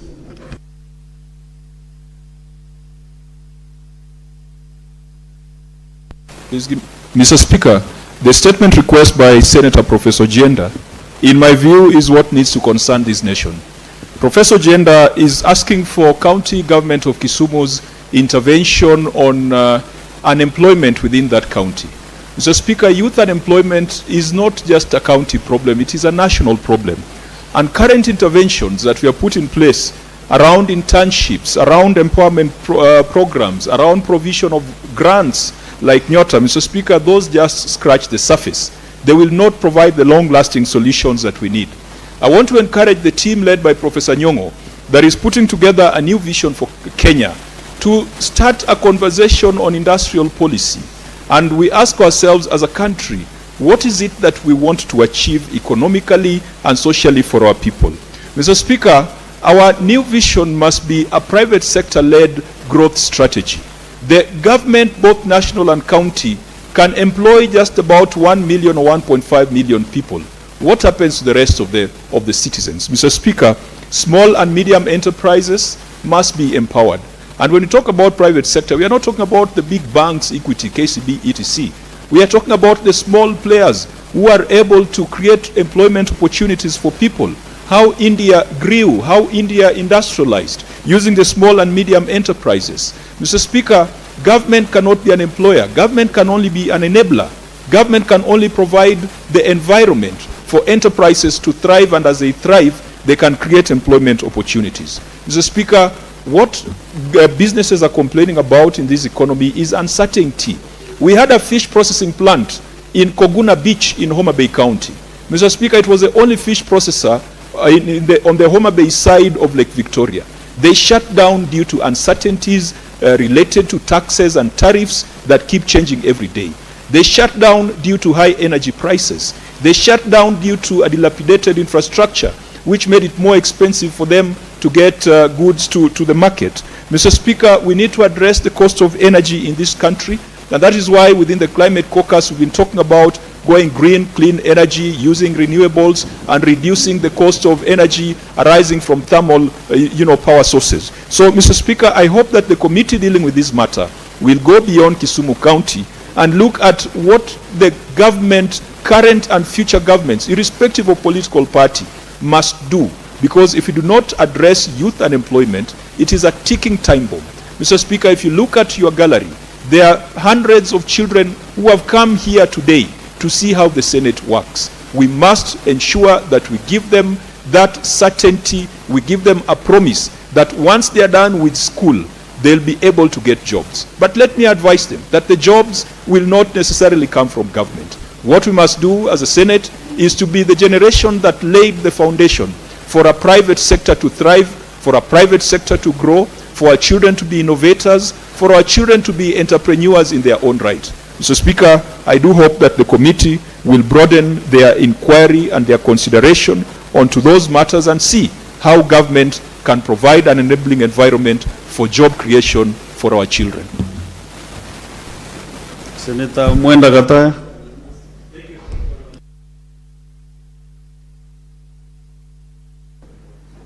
Thank you, Honorable Speaker. Honorable Speaker, I want to comment on the statement by Senator Professor Senior Counsel Tom Ojenda on the level of unemployment in this country, Honorable Speaker. Honorable Speaker, this statement is not confined in Kisumu. It's a national disaster, Honorable Speaker. Honorable Speaker, I think we need to have a very, very, very clear dispensation as a country. We need to have some very clear policies, Honorable Speaker, because we are producing every other year. We are producing young people from universities, from tertiary colleges, from other institutions in the job market, which is not there. Honorable Speaker, I've captioned my good friend Senator Kajwang say that the government cannot, it's not the only source of employment, which is very true, Honorable Speaker. We need to encourage very good systems where we are supposed to have a good atmosphere for investors. We need, Honorable Speaker, to create some policies where we are supposed to take factories and industries to rural areas so that those boys and girls can be absorbed, Honorable Speaker. Honorable Speaker, yesterday we were discussing something about Ngunism. Even, Honorable Speaker, most of those young people that you find throwing stones in the streets, even in those political rallies, they are very vulnerable, Honorable Speaker, because they are jobless. That's why they are induced by small tokens here and there, by people who want to take advantage of their unemployment, Honorable Speaker. So this is an issue that as a country, as a nation, we are supposed to address thoroughly and make sure that it's not something that we are supposed to let go. We are sitting on a time bomb, Honorable Speaker. I think this is an issue that we are supposed to discuss on a very, very serious platform, and I hope the government is going to address those issues and make sure that our young people and young girls who are graduating from various colleges, tertiary colleges, major universities, and so many people who have dropped off from school and get their formal employment and earn a living. Honorable Speaker, that's a statement that cuts across counties, and I am very sure that the government must be on top of things to make sure that our young people get jobs. Thank you.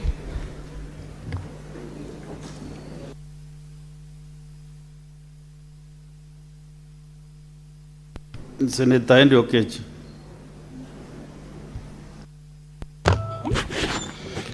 Mr. Speaker, I want to support the statement by the good senator from Kisii, Senator Ezio Kenyuri, on the decentralization of medical assessment services for persons with disability.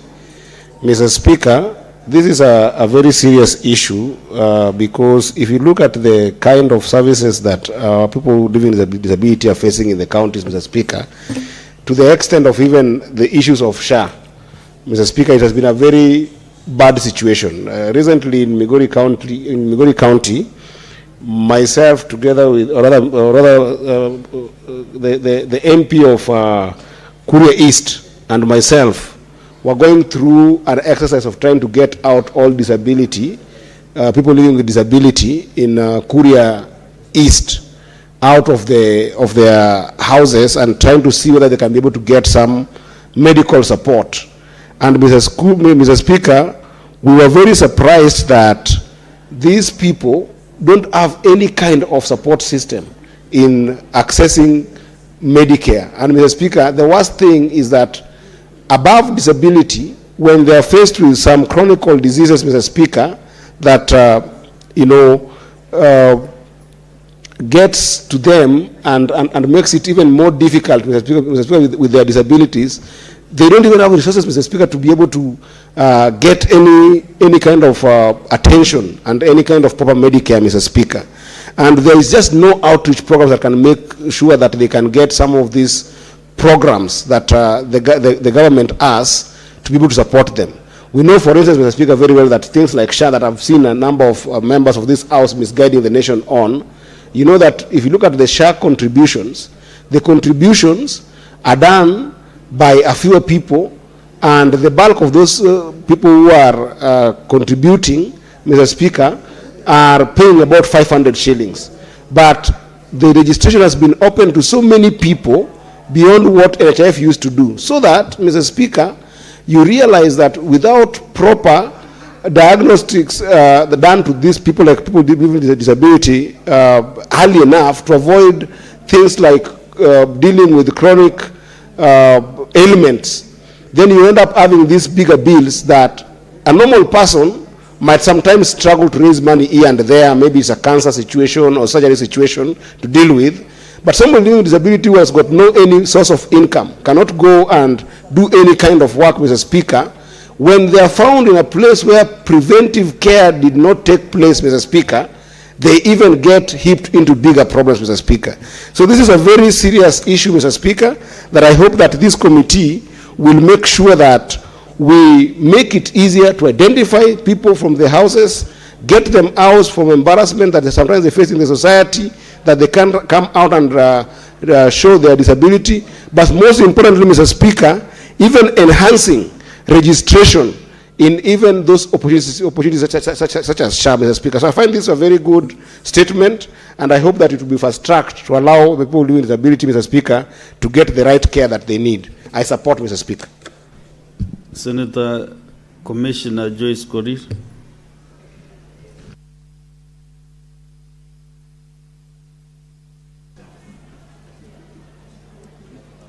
Yeah, thank you, Honorable Speaker. Honorable Speaker, I just want to comment on the statement by Senator Tom Ojenda on the issue of unemployment in this country, Honorable Speaker. The issue of unemployment among our youths is something that is affecting this country, Honorable Speaker. And I want to say that if we would have taken this as a challenge between the national government and the county government, Honorable Speaker, we will be able to address this, because if the county governments will be in a position to embrace industrialization, Honorable Speaker, a number of these youths could have been observed and be given room also to do the innovation and the entrepreneurship, Honorable Speaker. I want to thank the government in one way or another because of some of the few programs that they have started. For example, the Nyota program. It might not be a long-lasting program, but I want to say that at the end of the day, at least it's giving room to the youth and even the issues of internship, Honorable Speaker. But I want to say that if we could embrace as the leaders and give room to the youth, especially the statutory instruments that we have in terms of giving them the opportunities on procurables, the 30% that has been set aside, which has been stipulated in the Constitution, if we could be observing this in either levels of the governments, either the national government or the county governments, I want to say, Honorable Speaker, a number of our youth would have been empowered, and they would not be being hired by the two divide in terms of goonism and practicing drug abuse and a number of phases that are affecting their lives, Honorable Speaker. Secondly, Honorable Speaker, I would also want to say that I want to comment on the statement that has been raised by Senator Okenyuri on the issue of persons living with disability. I think the biggest challenge that the committee has to look into is the registration of these persons living with disability, which the process takes long. A period of around 1 year, Honorable Speaker. For them to be able to access the SHA, to be able to access the stipends from the government, to be able to get the assistive devices, they have to be registered. And this is the problem that we are facing in this country, because when you go deep in the grassroots, Honorable Speaker, you find a number of them are not registered, and you can find a number of them languishing in poverty, Honorable Speaker. So the only thing that I would want to request is that the committee should look into this and make sure that the personnel are sent to the ground to make sure sure that all these people are brought to the book. I think, Honorable Speaker, I've been raising this issue of person living with disability on a number of times because I want to tell you, Honorable Speaker, if you go to their families and you see the way they are living, you will understand the kind of challenges that they are going through. Sometimes you go for a meeting, and even transportation alone is a challenge because they cannot even, some of them cannot even sit on borders. They even cannot afford the transport, Honorable Speaker. So the ministry should look into a way of making sure that these registrations are done at the grassroots level, so that at the end of the day, we know the exact number of the persons living with disability, and also segregate to an extent that we have the exact number of the vulnerable, the most vulnerable, who are supposed to be assisted, Honorable Speaker. Otherwise, I just want to say that I will ask the committee to act with speed and make sure that this issue is addressed. Thank you. Senator Abbas. Thank you, Honorable Speaker. Honorable Speaker, I want to contribute to and comment on the issue of Senator Cherargei on the water shortage in Wajir. Honorable Speaker, you know, we don't need to act like, you know, hired guns in this House of Senate. That the respective senator of Wajir is here and able to bring his own statements. Wajir, of course, the whole country has a water problem everywhere. Even Nairobi, we are using water boozers. But one thing I can tell you, Wajir experiences water shortage every time, from time to time, like any other part of the country. The county and the national government have drilled 600 boreholes. And even now, as we talk, the dams have been scoped and have been drilled. Have been done. There are so many dams. However, water is never enough at any one given time. And water shortage is there, I don't deny it. But it has not reached a stage where we call in for the support of the likes of Honorable Cherargei to tell us that issues of Wajir. And I think it's not appropriate for our colleagues to undermine other colleagues in this House. And the House must bring something to an order. That members shall not, at least if somebody is being told to, this is a time for elections. If you want to attain the image of our colleagues, then that's going to be very unfortunate. And therefore, Honorable Speaker, I want this of the Speaker to make a ruling that members shall not undermine their colleagues in the houses. And they shall not be there as guns for hire. Because I know this is not out of Cherargei's wish. It must have been used by other influences. With those few remarks, I want to tell my colleague, with all due respect, I want him to apologize on that. Honorable Senators, I want us to go to the next round. You know I give you 10 minutes, but you have really surpassed that time. Senator Kajwang, what is your point of honor? Mr. Speaker, you'll just indulge me because Senator Abbas has sat down, but I just wanted it to be, for us to remind ourselves that we are senators of the Republic of Kenya, that despite needs and issues coming from specific counties, let us look at ourselves as senators of the Republic of Kenya, such that if there is any discomfort, and Mr. Speaker, you chair the liaison committee, those are things that can be addressed at different levels at the point of approval of the statements, so that we do not speak on the floor as if we are casting aspersions on colleagues. But every senator here, including even the nominated senators, have got the power constitutionally to defend and represent the interest of each of the 47 county governments. I just wanted to, I understand the concern of Senator Abbas, but it should not sound as if we are imputing improper motives or calling each other guns for hire. And I respect Senator Abbas tremendously, but it should not be on record that we are accusing each other of ill motives. Mr. Speaker, you can guide us in the liaison committee accordingly on that matter. When the matter was raised by the majority leader, I think the chair will reflect on that matter because it was raised also yesterday by Senator Mwaruma. So it is a matter that really needs some thoughts put on it. Senator Mudama, last. Thank you, Mr. You are Speaker. victim of circumstances, so there is... Senator Mudama, proceed. Thank you, Mr. Speaker, for giving me this opportunity to comment on two statements, one from Senator Morango and Senator Okenyuri. Mr. Speaker, on this statement of stalled projects, it's really bad across the country because, Mr. Speaker, you find that if an outgoing governor has stalled projects or uncompleted projects, the incoming governor, most of them never complete those stalled projects and they remain uncompleted, and this is money of the citizens which is going into waste. Mr. Speaker, I'll give an example of Machakos County.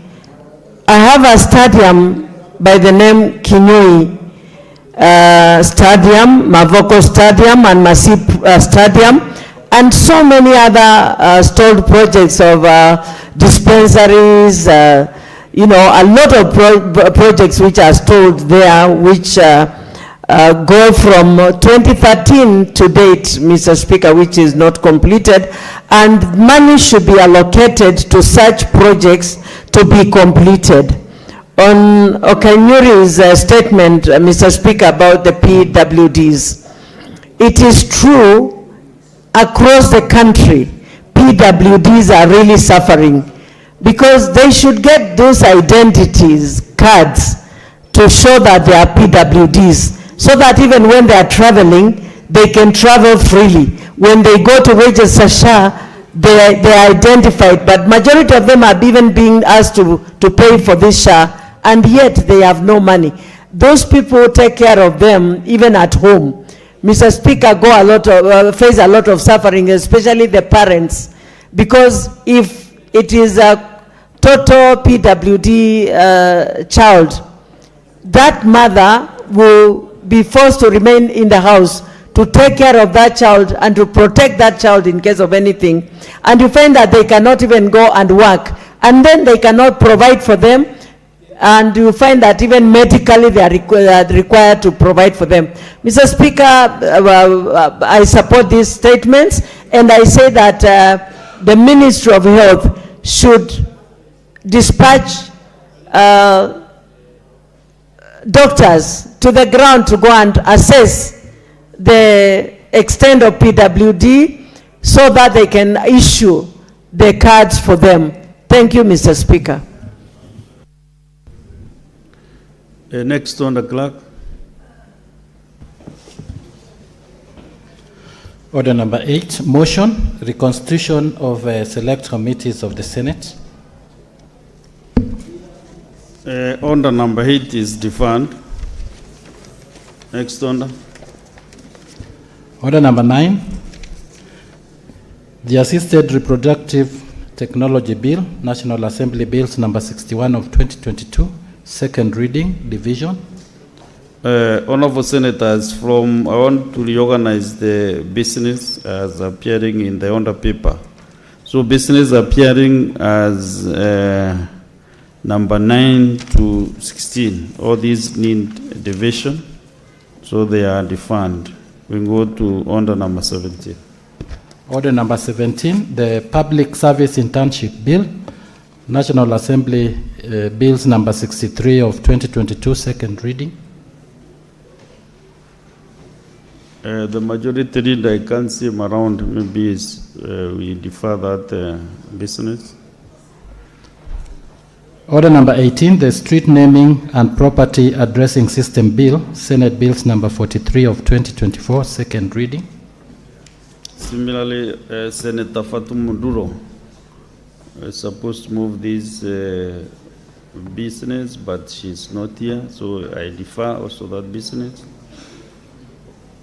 Order number 19, the Artificial Intelligence Bill, Senate Bills number 4 of 2026, second reading.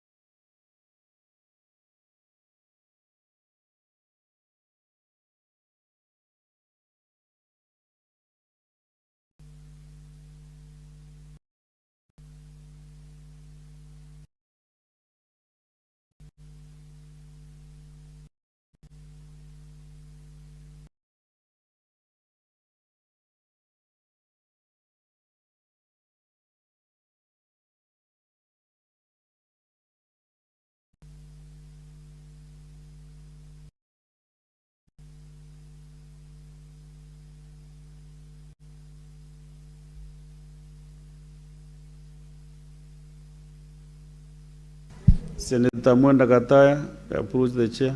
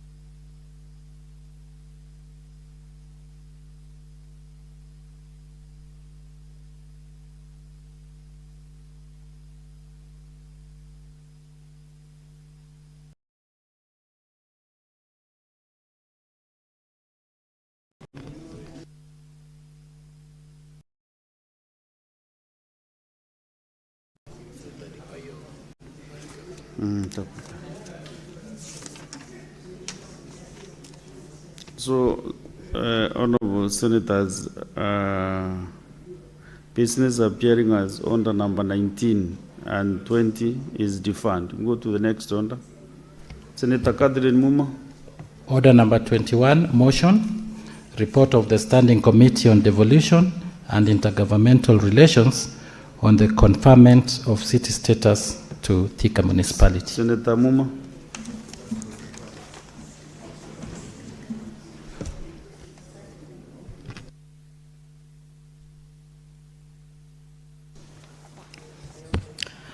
Thank you, Honorable Speaker.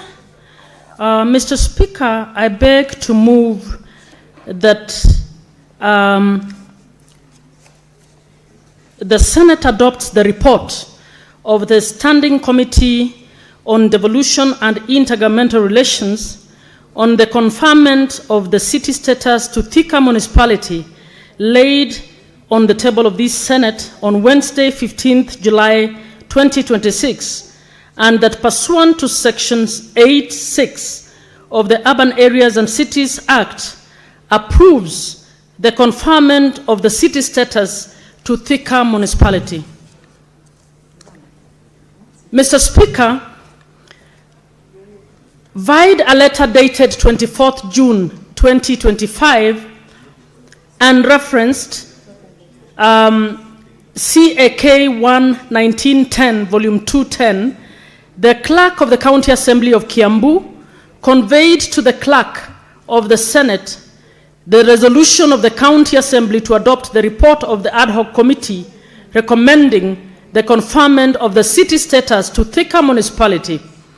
Along with the letter transmitting the resolution of the County Assembly, the County Government of Kiambu forwarded the following reports. A, the report of the ad hoc committee constituted to consider and make recommendations on the conferment of the city status to Thika Municipality, and B, the report of the County Assembly Committee on County Planning and Urbanization on its consideration and approval of the report submitted by the ad hoc committee.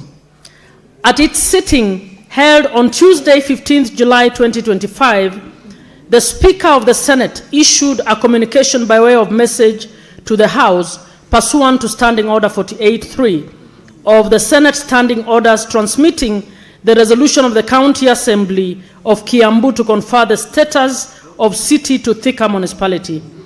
The Speaker then referred the matter to the Standing Committee on Devolution and Intergovernmental Relations. Mr. Speaker, the committee considered the provisions of the Urban Areas and Cities Act, Cap 275, that guided the application for conferment of city to municipalities, and analyzed the reports submitted by the county government of Kiambu to ascertain compliance with the provisions of the Act. The committee invited the county government of Kiambu to make oral submissions and to provide any additional information to the application on the application for conferment of city to Thika municipality. The governor of Kiambu County, accompanied by the Thika Municipality Board, and the ad hoc committee on the application for conferment of city appeared before the committee on Thursday, 7th August 2025. The committee also wrote to the Office of the Auditor General to confirm the total revenue generated by Thika municipality from the financial year 2018-2019 to financial year 2024-2025. The committee also wrote to the Kenya National Bureau of Statistics to confirm the total population of the municipality. The committee further wrote to the following stakeholders to seek their views on the matters: the National Lands Commission, the Thika Residents Association, Thika Small Traders Association, and Kiambu County Poultry Farmers Society, among others. Mr. Speaker, in addition to the aforementioned activities, in accordance with Article 118 of the Constitution, the committee published an advertisement in the newspaper, in the Standard newspaper, on 13th March 2026, inviting members of the public to submit any representations they may have on the matter by way of memoranda.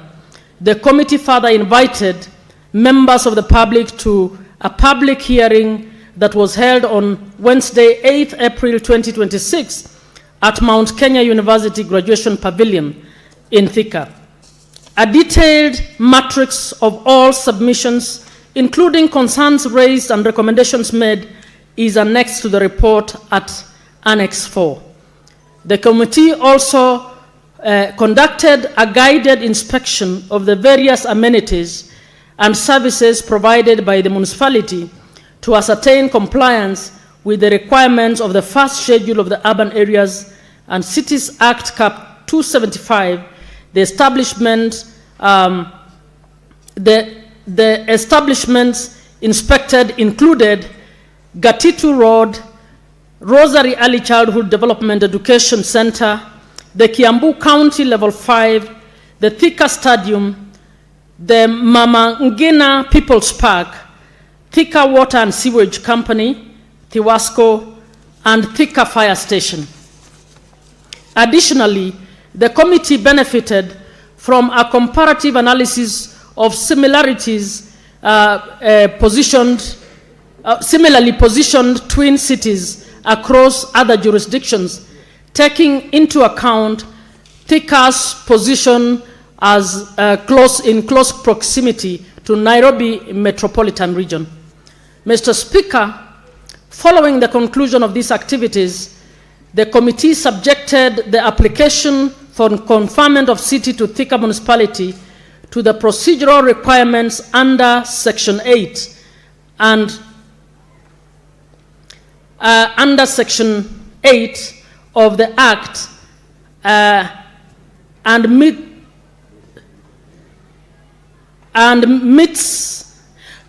Mr. Speaker, let me repeat this. From the foregoing, the committee finds that Thika municipality has complied with the procedural requirements under Section 8 of the Act and meets substantive criteria for conferment of city status set out under Section 5.1 of the Urban Areas and Cities Act, Cap 275.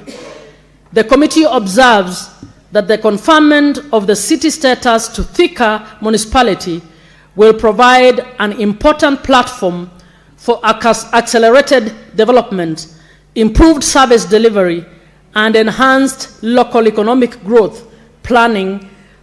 Detailed observations of the committee are captured under Chapter 3 and Chapter 4 of our report. The committee therefore makes the following recommendations. A, that the Senate approves the conferment of city status to Thika municipality and the resolution of the Senate be transmitted to the President for the issuance of a charter pursuant to Section 7 of the Urban Areas and Cities Act Cap 275.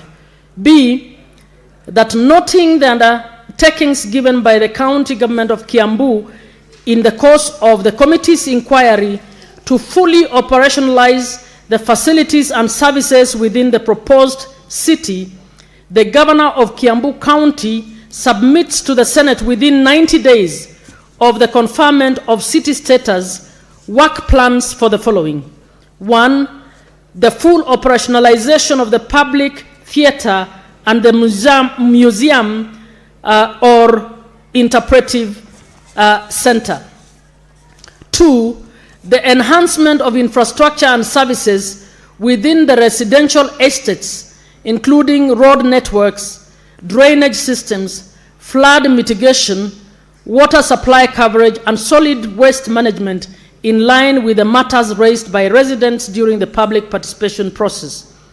And 3, the transmission to a smart waste management framework, including the full operationalization of the Kangoki sanitary engineered landfill. Mr. Speaker, may I take this opportunity to commend the members of the committee for their diligence and commitment to duty throughout the consideration of this application. I also wish to thank the Office of the Speaker and the Clerk and the Senate for the support extended to the committee in undertaking this important assignment. Lastly, I wish to thank the team from Kiambu County, comprising of the governor and all his team, who engaged the committee at various stages and presented submissions on behalf of the county, provided verifications of anything we wanted to verify, as well as all the stakeholders and members of the public who attended the public participation in large numbers to engage the committee on this matter and share their views. Mr. Speaker, it is now my pleasure, pursuant to Standing Order 2284A, to present the report of the Standing Committee on Devolution and Intergovernmental Relation on its consideration of the application for conferment of the city status to Thika municipality. With those remarks, Mr. Speaker, I wish to move this request that the House adopts the report of the Standing Committee on Devolution and Intergovernmental Relations on the application of conferment of city status to Thika municipality. I request Senator Eddie to second. Thank you. Just a minute before you second, Senator Eddie, let me make this communication of a visiting delegation of teachers and students from Mogolwa Primary and Junior School in Baringo County. Honorable Senators, I would like to acknowledge the presence of a visiting delegation of 17 teachers and 81 students from Mogolwa Primary and Junior School in Baringo County, who are seated in the public gallery. The delegation is visiting the Senate for an academic exposition. On behalf of the Senate and on my behalf, I extend a warm welcome to the delegation and wish them a fruitful visit. Thank you. I can see the Senator for Baringo is not here, so Senator Chalagay Samson, welcome the visitors under 1 minute. I know you can plan your wanding within 30 seconds, but I want you to utilize 1 minute. Mr. Speaker, for this purpose. You know, since the caveat of of where you come from. You must speak for where you come from. I don't know whether I have permission. What? To welcome, because I saw there is a gag order that if you don't come from that county, you are not supposed to speak about that county. Is the chair who gave you the permission? Okay, thank you for that permission. Now I'm safe. Mr. Speaker, let me join you and the Senate in welcoming the school from Baringo County. They should feel most welcome. They should learn as much as possible. Baringo is part of the North Rift counties, and I have a special linkage to Baringo because my brother is married a beautiful lady from Baringo. Baringo is our home. Baringo has very sweet meat. And it is, by the way, Mr. Speaker, in conclusion, Baringo produced the second president of the Republic of Kenya, Daniel Toroitich Arap Moi. Yeah, so, and we are proud. So we wish them well as they go back. And may the good Lord bless them. We love you and we wish you well. Go and work very hard. Thank you, Mr. Speaker, sir.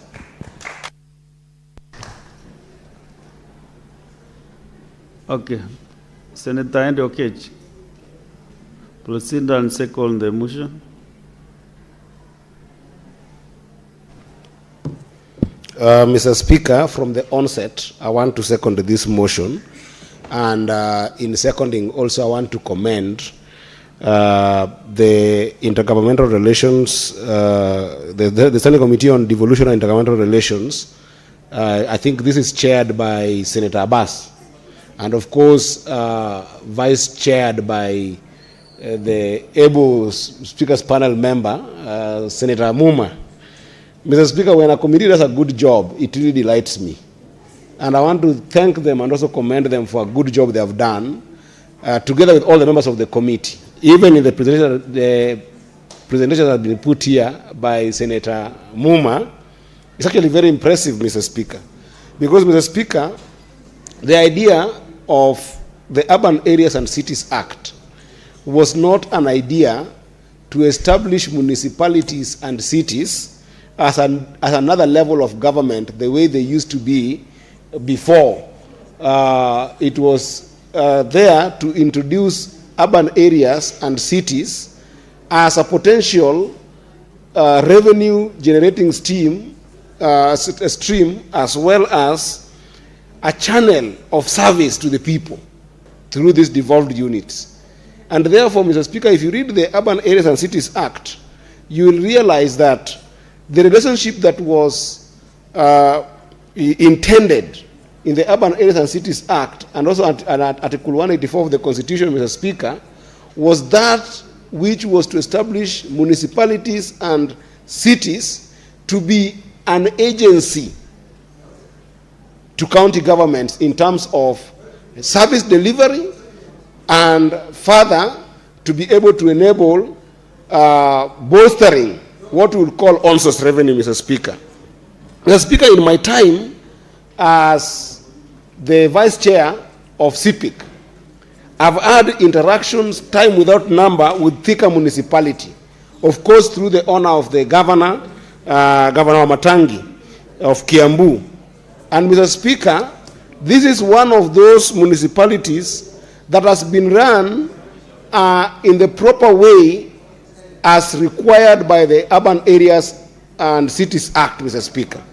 Because the requirement of Urban Areas and Cities Act, Mr. Speaker, has always been that we can be able to ensure that there is operational, fiduciary, and board autonomy in the service delivery that is required by municipalities, Mr. Speaker.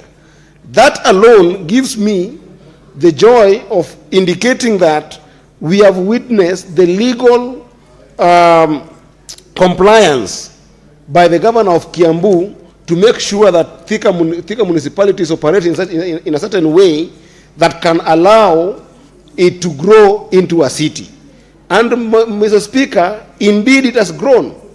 Even if we start by the way the city is run to the extent, I mean the way the municipality is run, because the city will confer to Thika, we will confer it after voting, I think in a couple of weeks.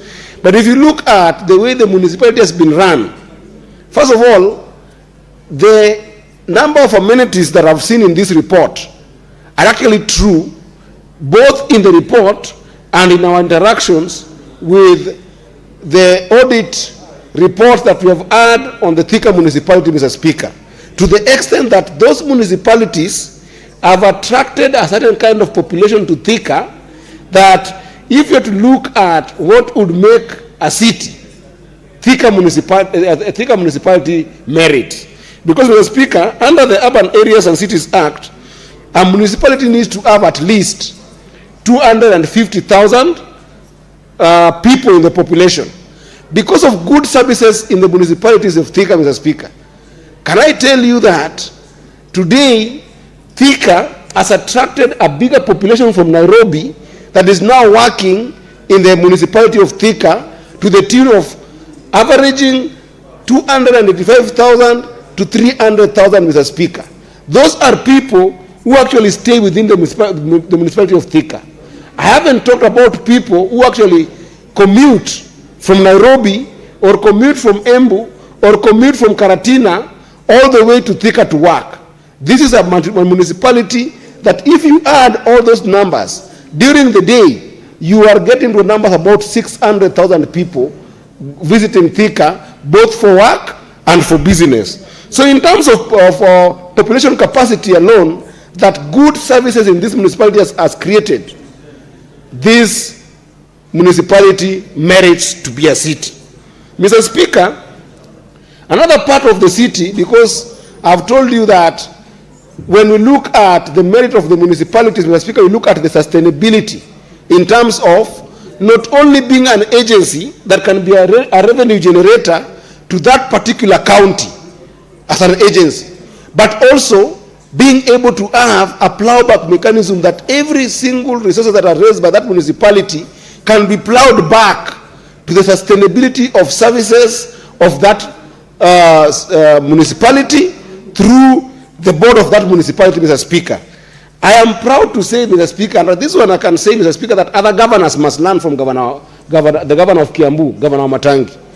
Mr. Speaker, can you imagine that in the last 4 or 5 years, the governor of Kiambu has pushed the financial resources, what I would call the on-source revenue of the Kiambu County, to nearly 2.5 billion and upwards of this amount, Mr. Speaker.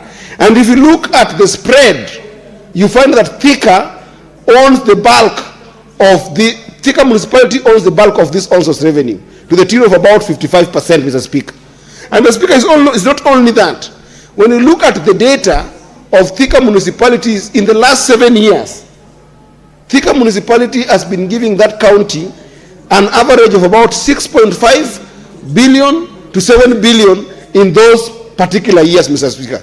So it shows that this is a municipality that, if conferred upon the status of a city, with the good governance that we are seeing with the governor of Kiambu, Governor Wamatangi, Mr. Speaker, then it goes without saying that as a city, this city will end up producing so much resources that can sustain the OSR fight that we are seeking for counties to keep on bolstering, Mr. Speaker. This will be the engine that will give Kiambu County more revenues, because, Mr. Speaker, we know that with this kind of conferment of a city to Thika municipality, the one thing that we'll see happening is not that is not happening at the moment. Already we can see that Thika municipality has got a serious booming manufacturing culture and massive industries that are already in Thika. But now, if you confer a city to Thika, Mr. Speaker, you can imagine how the multiplier effect on this kind of industries are going to happen there, Mr. Speaker. We just saw a statement here from one of the senators, Mr. Speaker, about the menace of joblessness among our youths. If we are going to bolster the element of manufacturing, the element of industries, and now even the digital business space that is going to be in Thika, Mr. Speaker, you can see how a swath of young people who are within the the cities surrounding Thika or towns surrounding Thika will find a home for economic empowerment and economic enrichment in Thika, Mr. Speaker. So I can see, Mr. Speaker, how we will be able to bolster the economic merit of this country through Thika City, Mr. Speaker. Mr. Speaker, that said, in this report, Mr. Speaker, apart from the amenities that have been shown in this report, Mr. Speaker, you just need to go to Thika municipality, Mr. Speaker, and see the work that has been done even in terms of reducing security through proper lighting in the streets of Thika, Mr. Speaker. Mr. Speaker, if you look at the reports that we have interacted with in our own committee, which complements or rather would then supplement the report that Senator Bass has put together with his committee in this report, Mr. Speaker, the municipality of Thika has integrated more than 2,500 solar-powered streetlights and allocated about 500 million for urban walkways and non-motorized transport in a municipality, Mr. Speaker.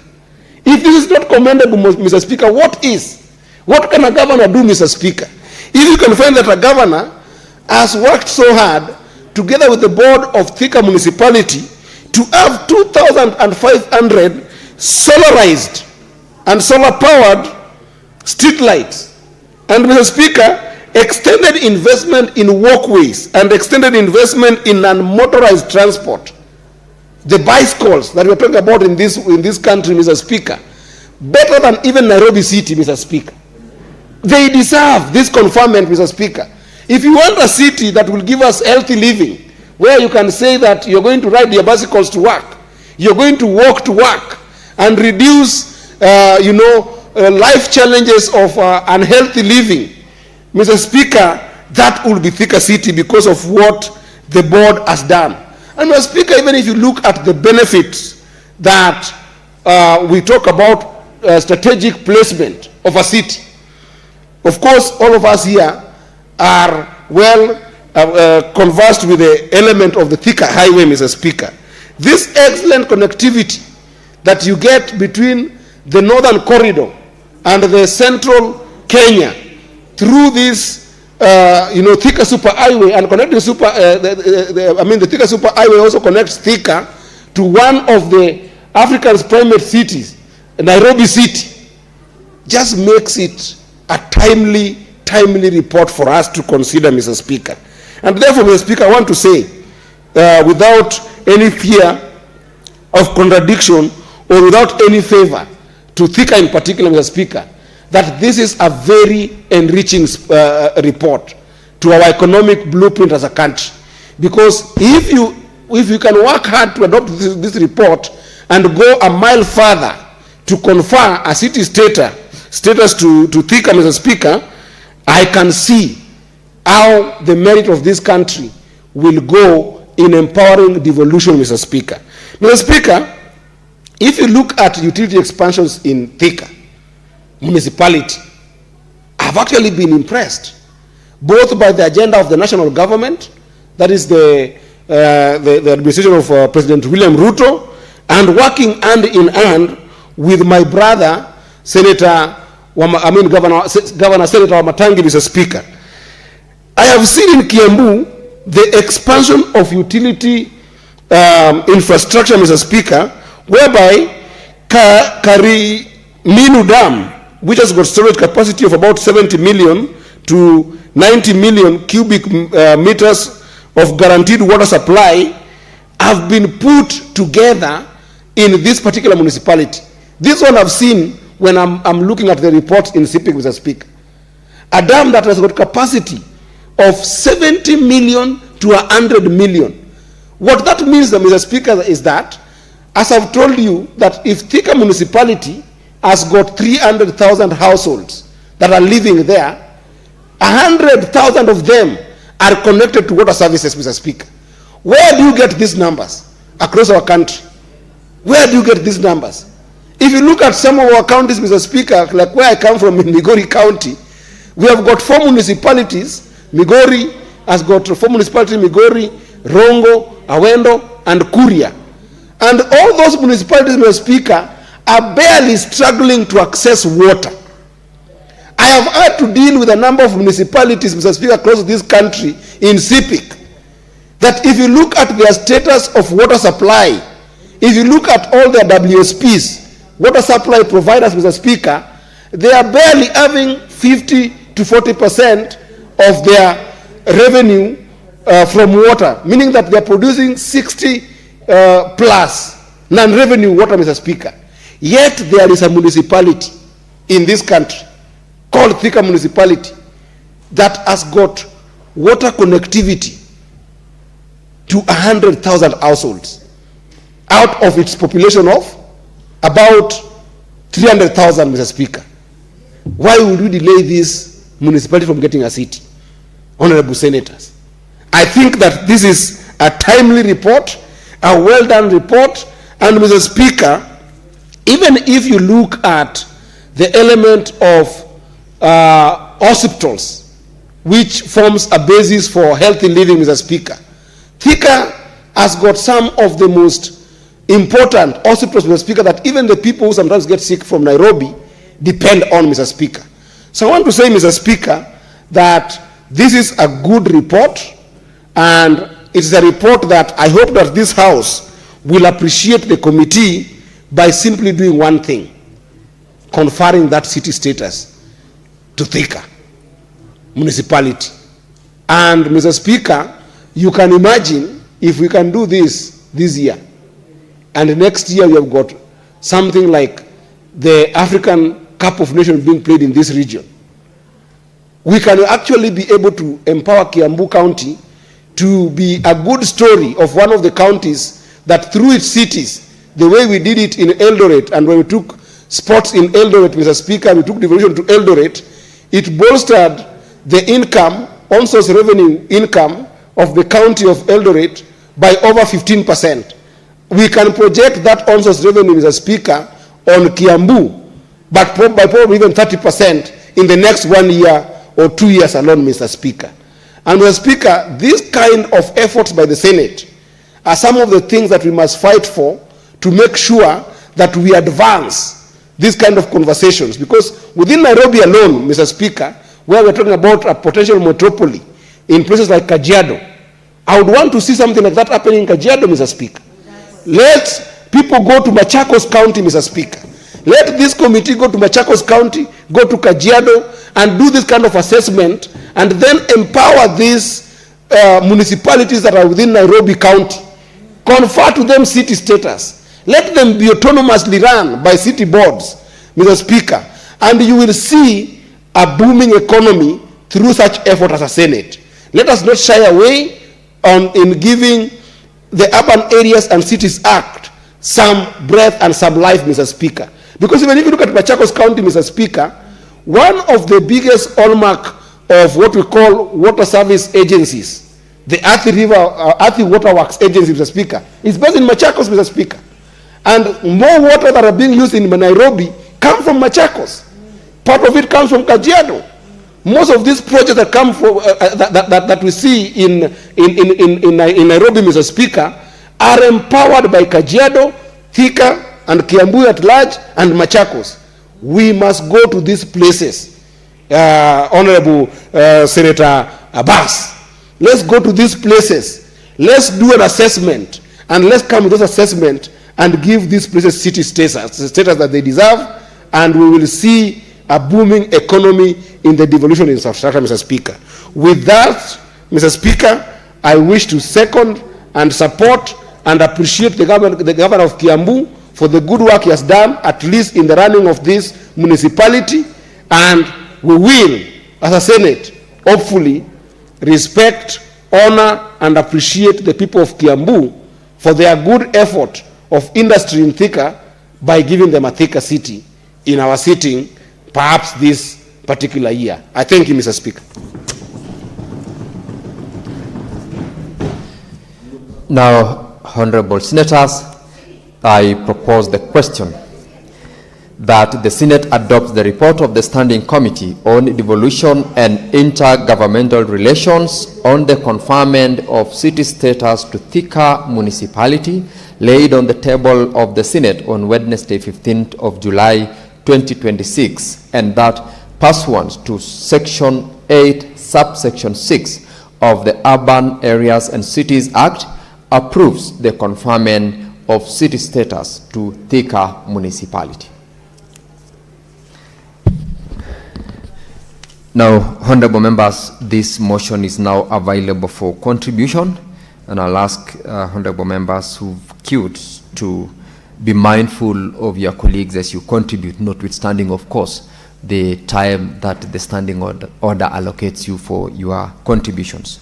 Senator Samson Cherargei.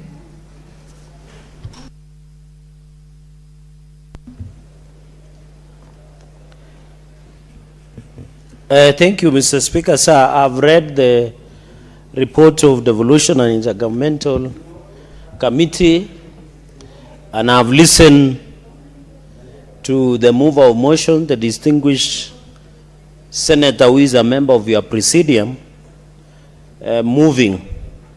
So, Speaker, the reading of Article 184 of the Constitution, we have been given power to come up with a legislation on how to classify urban areas and cities, principles of governance and management of urban and cities areas under Article 184.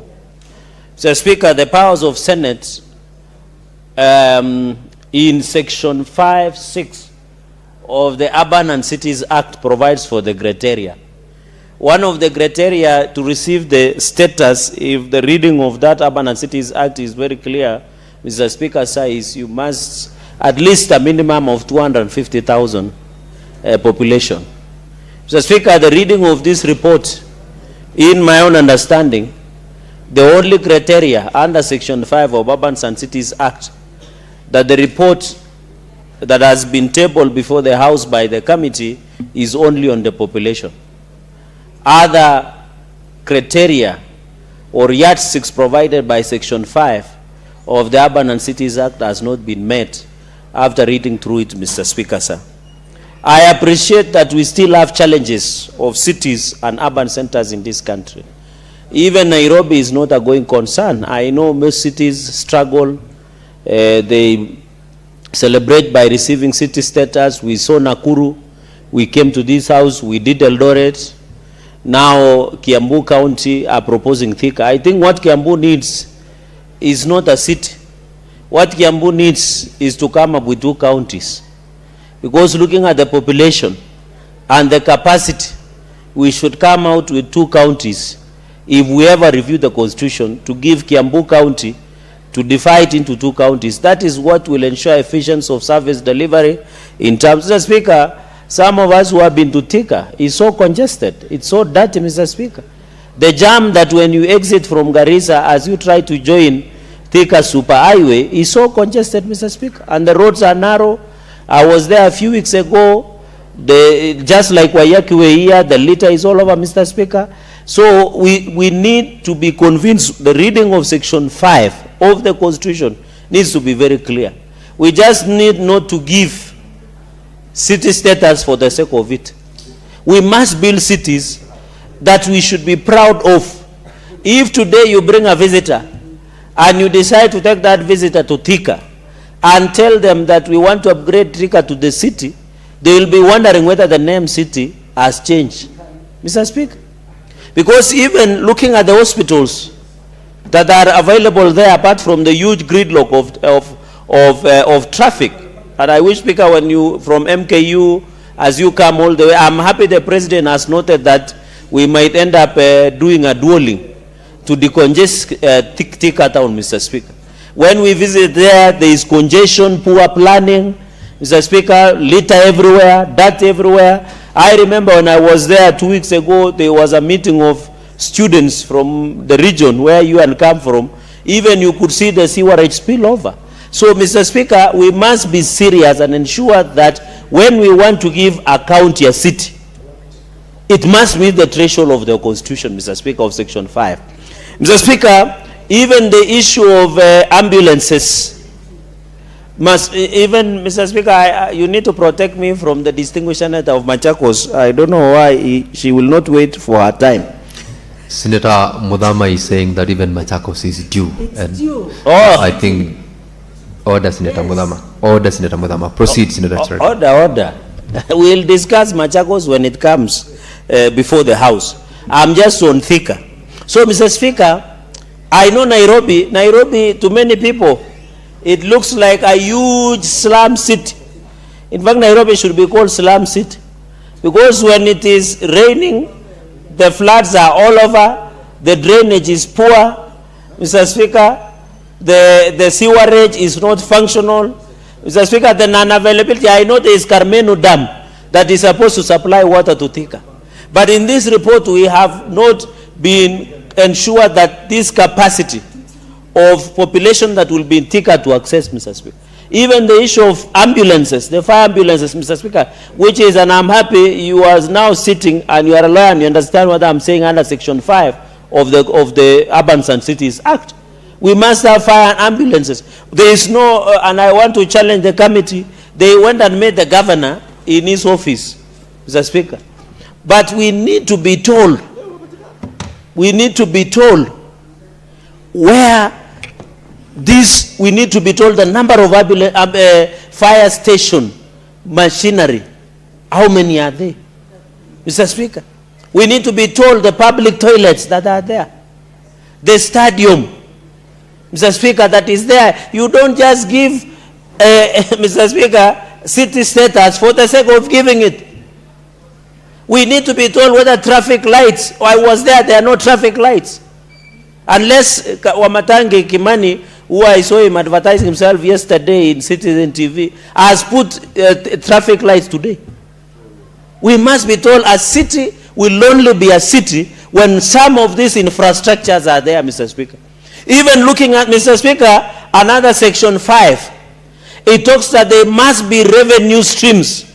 Looking at the OAG report, and I'm happy, I wish the member, the senator, the distinguished senator, is talking about CIPIC, the town, Thika town. I know it is coming to CIPIC, those financial statements, Mr. Speaker. The section number 5, Section 5 of the, and Mr. Speaker, we love people of Mulima. I know Senator Kenywa might be worried, but we love the people of Mount Kenya, and we know Mount Kenya begins from Githurai. We know this is a special city, for a special town for them. There are many industries. There are many things that are in Thika. And I saw them, they wanted to twist Wamatangi to join them in some outfit. Mr. Speaker, what I'm just saying. Senator Cherargei, would you like to be informed by Senator Kenywa? No, I'm sufficiently informed. Well. By the way, Speaker, if you notice, when you are taking over, we were consulting. So he has sufficiently informed me, very well, which I have not expired. Your offer is declined. So, Mr. Speaker, yes, Mr. Speaker. So, the point I'm trying to make is, I am on the revenue streams. I have read the revenue financial statements of Thika Town. It is not a going concern, Mr. Speaker. It must have a demonstrable revenue streams as per Section 5 of the Urban and Cities Act. And that is why I'm saying, if we have to give a city, we must tick. The tick, I agree, there are many industries in Thika. I agree.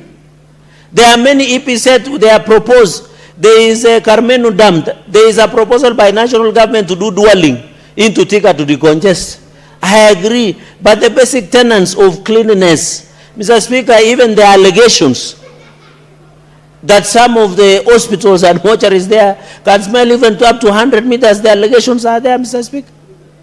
We must be given a fact, we must create cities that even when visitors come to Kenya, because Thika will be part of Nairobi City Metropolis, that we can be proud of. That we can be proud of, Mr. Speaker. So this revenue of Section 5 on the Thika, we must be told, because I have looked at the financial statements of the issue of Thika municipality or Thika town. Mr. Speaker, I'm afraid it does not reflect nor warrant. And I want to appeal to the distinguished county government of Kiambu. We are not saying it is wrong for them to request for a city status for Thika. We are not saying that. What we are saying, put your house in order, meet the marking of Section 5 of the Constitution before, Mr. Speaker, if this report is passed, Mr. Speaker, we shall send this report to the President for conferment of city status. I hope Senator Kenywa is marking that. The law says we will take it to the President for conferment of the city status. Senate will not go anywhere, Mr. Speaker. It will not go anywhere. Let us be told, even in an emergency, in fact, I heard Senator Eddy talking about riding bicycles or pedestrian walkways. We must have them. How many, Mr. Speaker, how many pedestrians today have died because they don't have walkways in our city here? Mr. Speaker, you saw even my brothers, Linda Mwananchi, when they were traversing Bungoma. Did you notice they knocked off a bicycle rider? That video has gone viral. And even them, the Linda Mwananchi people, have never apologized to that person, have never treated. But the argument will be, there is a place for the bicycle to ride. And that guy was knocked down in Bungoma the other day. Mr. Speaker, if somebody knows that gentleman, he should contact me so that we can see how we can assist this, since Linda Mwananchi has failed. So the issue of, Mr. Speaker, I don't know what Senator Mudama consumed today, because she's restless for nothing. And I've only seen her taking water only, so I don't know what has changed. It is a fact, and I will send you that information, Senator Mudama, that I am arguing that we must have where bicycles ride, where people walkways, pedestrian walkways. That's my argument. Because during Linda Mwananchi forays in Bungoma, they knocked down a bicycle rider, and no one has apologized to that person or treated. And that's why I'm saying, Speaker, that we should know who that person is so that some of us can assist that individual, because Linda or Shinda Mwananchi has failed to assist, Mr. Speaker. That is why we are saying in Thika, and we want to come to Machakos, we want pedestrian walkways. We want where people can ride bicycles. We want to encourage the green city. We want to ensure that is available. But when you go to Thika, it's not there, Mr. Speaker. And that is why even Kenya Urban Support Program, Kenya Urban Support Program has been funding some of these counties to create pathways and walkways. And Mr. Speaker, even if this Nairobi city, I've seen Kura, Kenya Urban Road Authority, are doing what you call footbridges. We need to be told, because Thika as a town is congested, how many footbridges are there? How many walkways are there? How many pedestrians walkways are there, Mr. Speaker? We need to protect our pedestrians, and that is why the requirement of Section 5 of Urban and Cities Act is very clear. Mr. Speaker, number 4, which is very sensitive, and I know the people of Thika are watching. You know, when you get city status, and I remember that story in Eldoret also. You know, when the city status come, the value of land rates and rent will go up. The value of advertising will go up, Mr. Speaker, sir. The value of everything will go up, because it comes, are the people of Thika ready for these changes in increment? Because the revenue now must be collected. The revenue must be repriced adverse, because these are city status. I remember in Eldoret's situation, the people or businessmen were arguing that revert us to the town. I know public participation was done, and I've seen this report, Mr. Speaker. But we know how public participation is done, Mr. Speaker.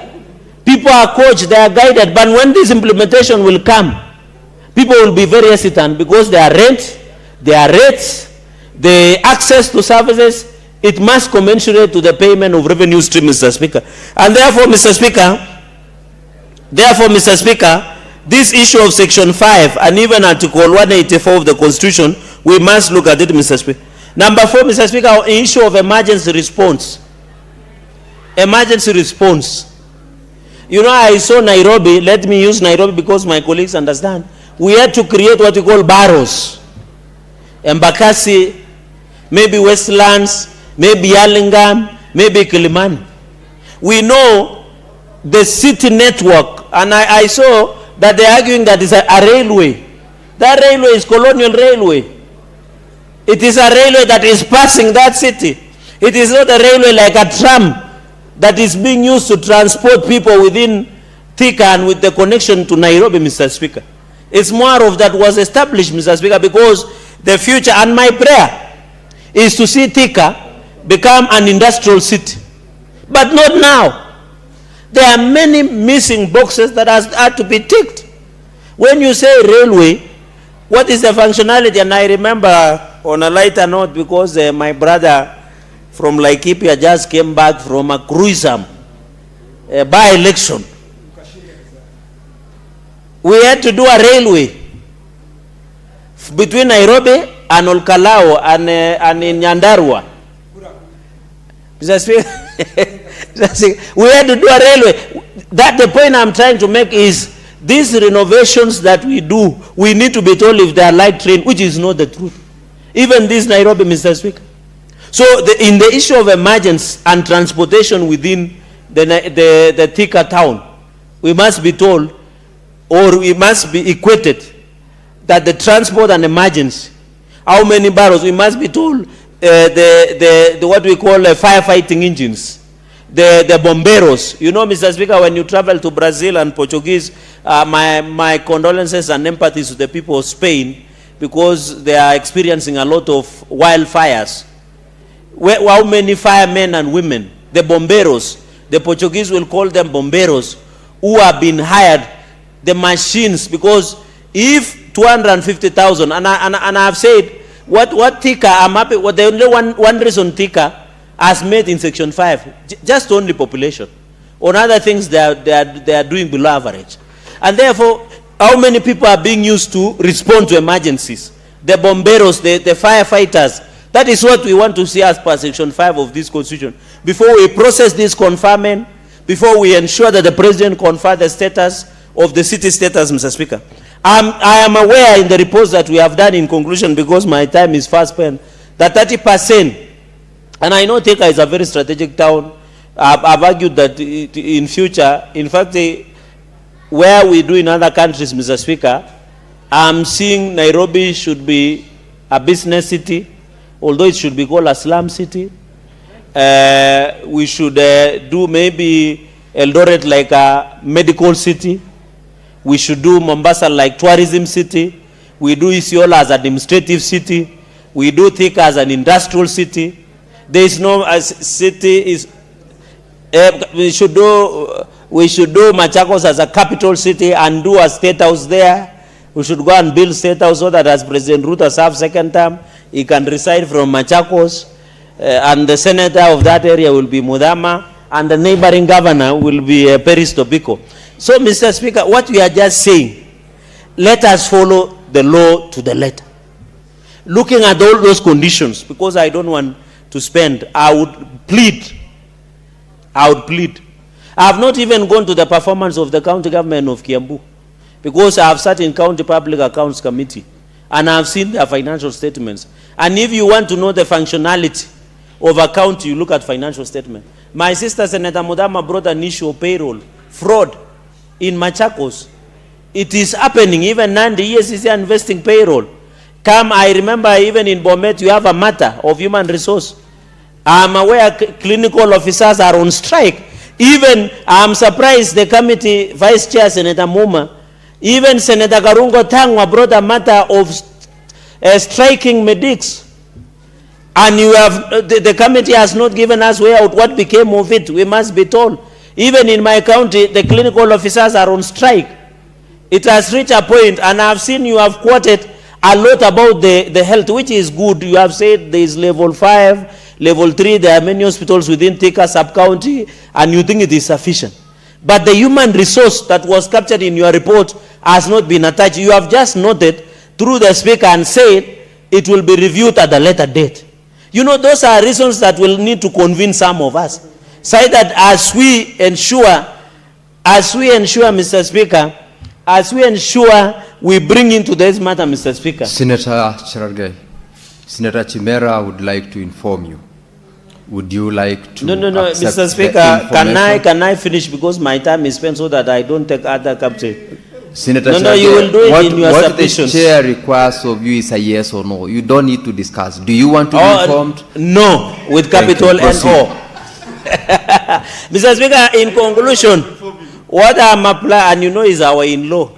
I will ask our sister what he wants to tell me, because he's our in-law.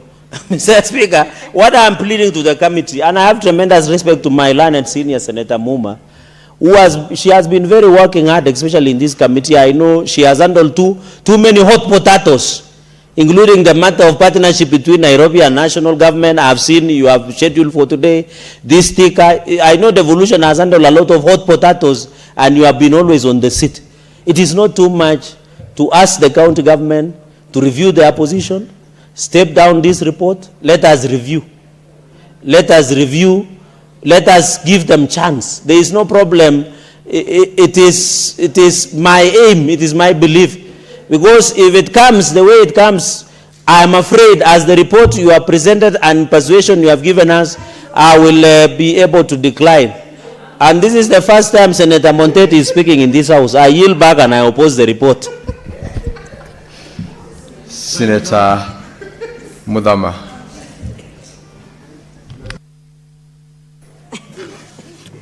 Thank you, Mr. Thank you. Thank you, Mr. Speaker, for giving me this opportunity to first of all congratulate the Committee of Devolution for the good work done on this report of transforming Thika from municipality to a city. Mr. Speaker, Thika has been there for a while. When I was growing, Thika was still there. And Thika had so many factories. And I would say that Thika is actually overdue for becoming a city. They meet all the criteria that a city demands. They have more than the 300,000 people. They have more than that, and that is what one of the criteria that is checked. Because sometimes back I tried to apply for Machakos to become a city, and I found that we had not met the criteria of having more than 300,000 people, and we are almost there now. But Thika is there, and I don't see why. Senator Cheregai is saying that Thika is not there yet. And you are also encouraging the people of Thika to refuse this, because you are telling them that their land will increase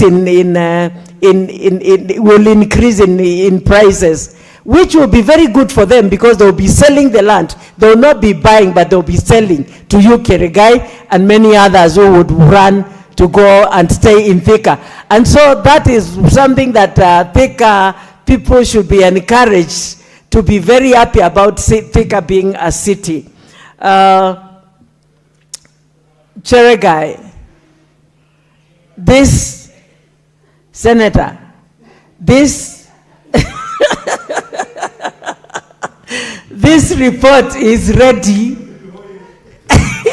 This report is ready for Thika to become a city, because if you say that every detail has to be done, every detail, even the smallest, as you saying the pathways, those are the things that they'll be working on when they become a city, and they'll have the funds to be able to do all those things, because the hospitals are there. Actually, you'll be surprised, many people leave other nearing counties and go to hospital in Thika. Why? Because their hospitals are good. And I'm telling you with a lot of knowledge for this. You'll find people even coming from Kajiado, from Machakos, from Embu, from all over, Tharaka Nithi, to go to hospital to Thika, because Thika, the governor is working really hard. And so, me, I don't see why we should delay Thika from becoming a city. I support this report, and I pray that this House will pass this report and it will be escalated to the president to sign and pass it for Thika people to have a city. And next will be Machakos and Kajiado to have cities. Thank you, Mr. Speaker. Thank you, Senator Mudama. Now, Senator Kinyua.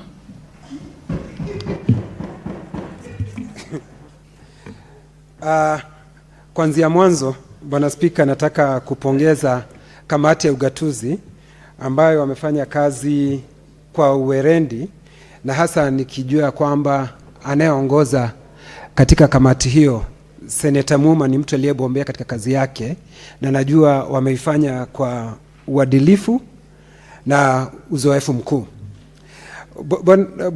Bwana Spika, hapa hakuna mambo mengi. Nimemsikiza Senator Cherargei akiongea kizungu kingi, lakini ukweli wa mambo ni ya kwamba ili manispaa iweze kupandishwa hadhi na kuwa jiji, ni bayana yale mambo ambayo yanapaswa kufuata. Na kuuliza haya mambo kama yamefuatwa ni jambo rahisi kuuliza. Kwanza, sheria inasema ya kwamba ni mpaka kuwe na watu katika manispaa ile, ni mpaka kuwe na watu 2.5 million. Swali ambalo unajiuliza kama jiji la Thika limekamilisha hiyo, na jawabu ni ndio. Kwa hivyo, kwa hayo wamepasi. Jambo lingine ambalo unapaswa kujiuliza ni ya kwamba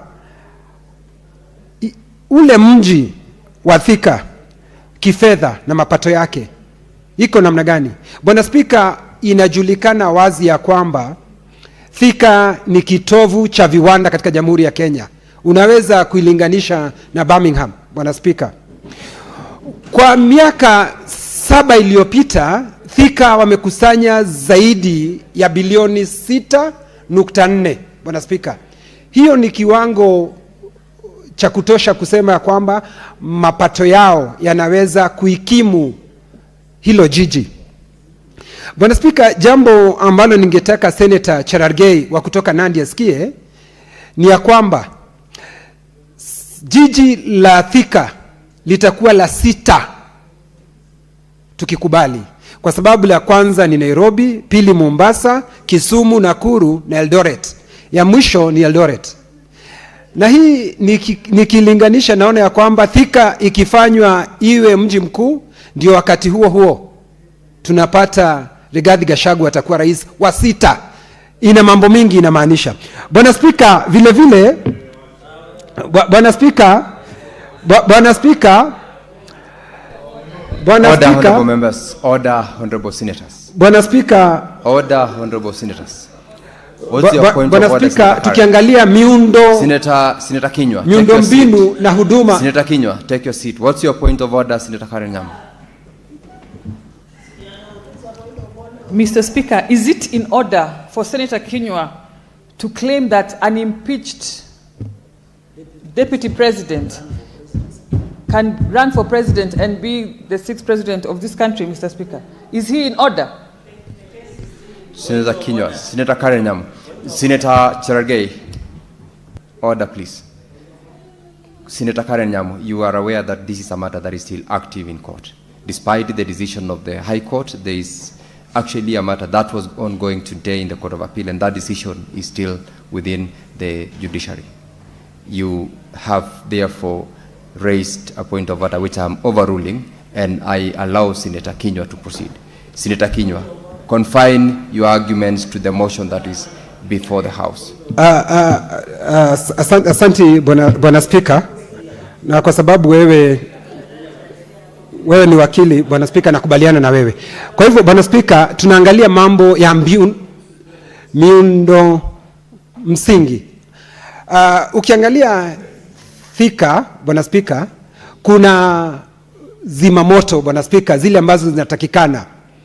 Bwana Spika, si zimamoto peke yake, Bwana Spika. Ukitembea Thika, uangalie vile ambavyo kuna lami, Bwana Spika, na si hiyo peke yake, Bwana Spika. Kuna hii ambayo inaitwa Thika Super Highway ambayo inaelekea moja kwa moja mpaka katika jiji la Thika. Bwana Spika, kamati ya ugatuzi iliuliza maswali haya, ni kama walisema wangelitaka shari, nusu ya shari. Lakini Bwana Spika, vile walivyotembea pale walipata shari kamili Bwana Spika, kwa sababu ukitembelea katika ile hospitali Bwana Spika, ni hospitali ya kiwango cha juu, kama vile seneta wa kutoka Machakos alivyosema. Gatuzi nyingi zinaleta wagonjwa wao katika hospitali ile. Bwana Spika, mambo ya zimamoto Bwana Spika, sio hiyo tu. Ukiangalia hiyo kaunti, hata shule za chekechea ikiwa zingelihitajika kuangaliwa Bwana Spika, hiyo kaunti imebombea sana. Hakuna sababu yoyote Bwana Spika ya sisi kutoipatia ile hadhi ambayo Thika wangelitaka, kwa sababu ukiangalia katika jedwali Bwana Spika, na ikiwa ni alama unaweka imekubalika kila mahali Bwana Spika, kaunti manispaa ya Thika inapaswa kupandishwa hadhi, kwa sababu mambo yote ambayo yangelihitajika Bwana Spika, yote yamewekwa bayana na ripoti ya seneti hii ya ugatuzi. Na Bwana Spika, mambo yote ambayo yalihitajika wamesema inakubalika. Senator Cherargei kusema ya kwamba eti wapatiwe muda, sijui ni muda wa nini, ikiwa mambo ambayo yanapaswa kuzingatiwa yote wameyatimiza, na ikiwa wametimiza Bwana Spika, wanapaswa kuungana na hawa Wakenya wengine ambao tayari wamepewa jiji hizi 5 ambazo nimetaja, ikiwemo Nairobi. Nairobi Bwana Spika, ukiangalia kwa umati, kwa watu wanaohitajika, uende kama Thika kunahitajika kama nilivyosema watu 150,000, lakini wale waliothika ni watu 150,000, na baadaye juu yake wanaongeza watu 30,000. Kwa hivyo Bwana Spika, hakuna jambo ambalo linazuia Thika iweze kuwa jiji na iweze kuungana na hawa wengine. Pengine Cherargei, kile ambacho amnasema ni ya kwamba ni mambo ya makafani Bwana Spika. Makafani yaliyoko Thika pengine ni wakati ilikuwa imetembelewa, na ni muda uliopita ilitembelewa na kamati ya afya, lakini kamati ya ugatuzi ilipotembea pale walipata mambo yamewekwa shwari, na sasa hakuna jambo lolote Bwana Spika linapaswa kuzuia Thika iweze kuwa jiji. Na mrai Cherargei atembee Thika mchana, kwa sababu vile alivyoongea huwa anatembea Thika usiku, na ukitembea Thika usiku Bwana Spika utaona vile mataa yalivyo. Senator Cherargei, what's your point of order? Give Senator Cherargei the microphone. I stand under Standing Order 105 on statement of fact. Mr. Speaker, by alleging he is not my driver, he is not my PA, he is not my spouse. How can he know I went to Thika during daytime? Can he, and then Standing Order 120 relevance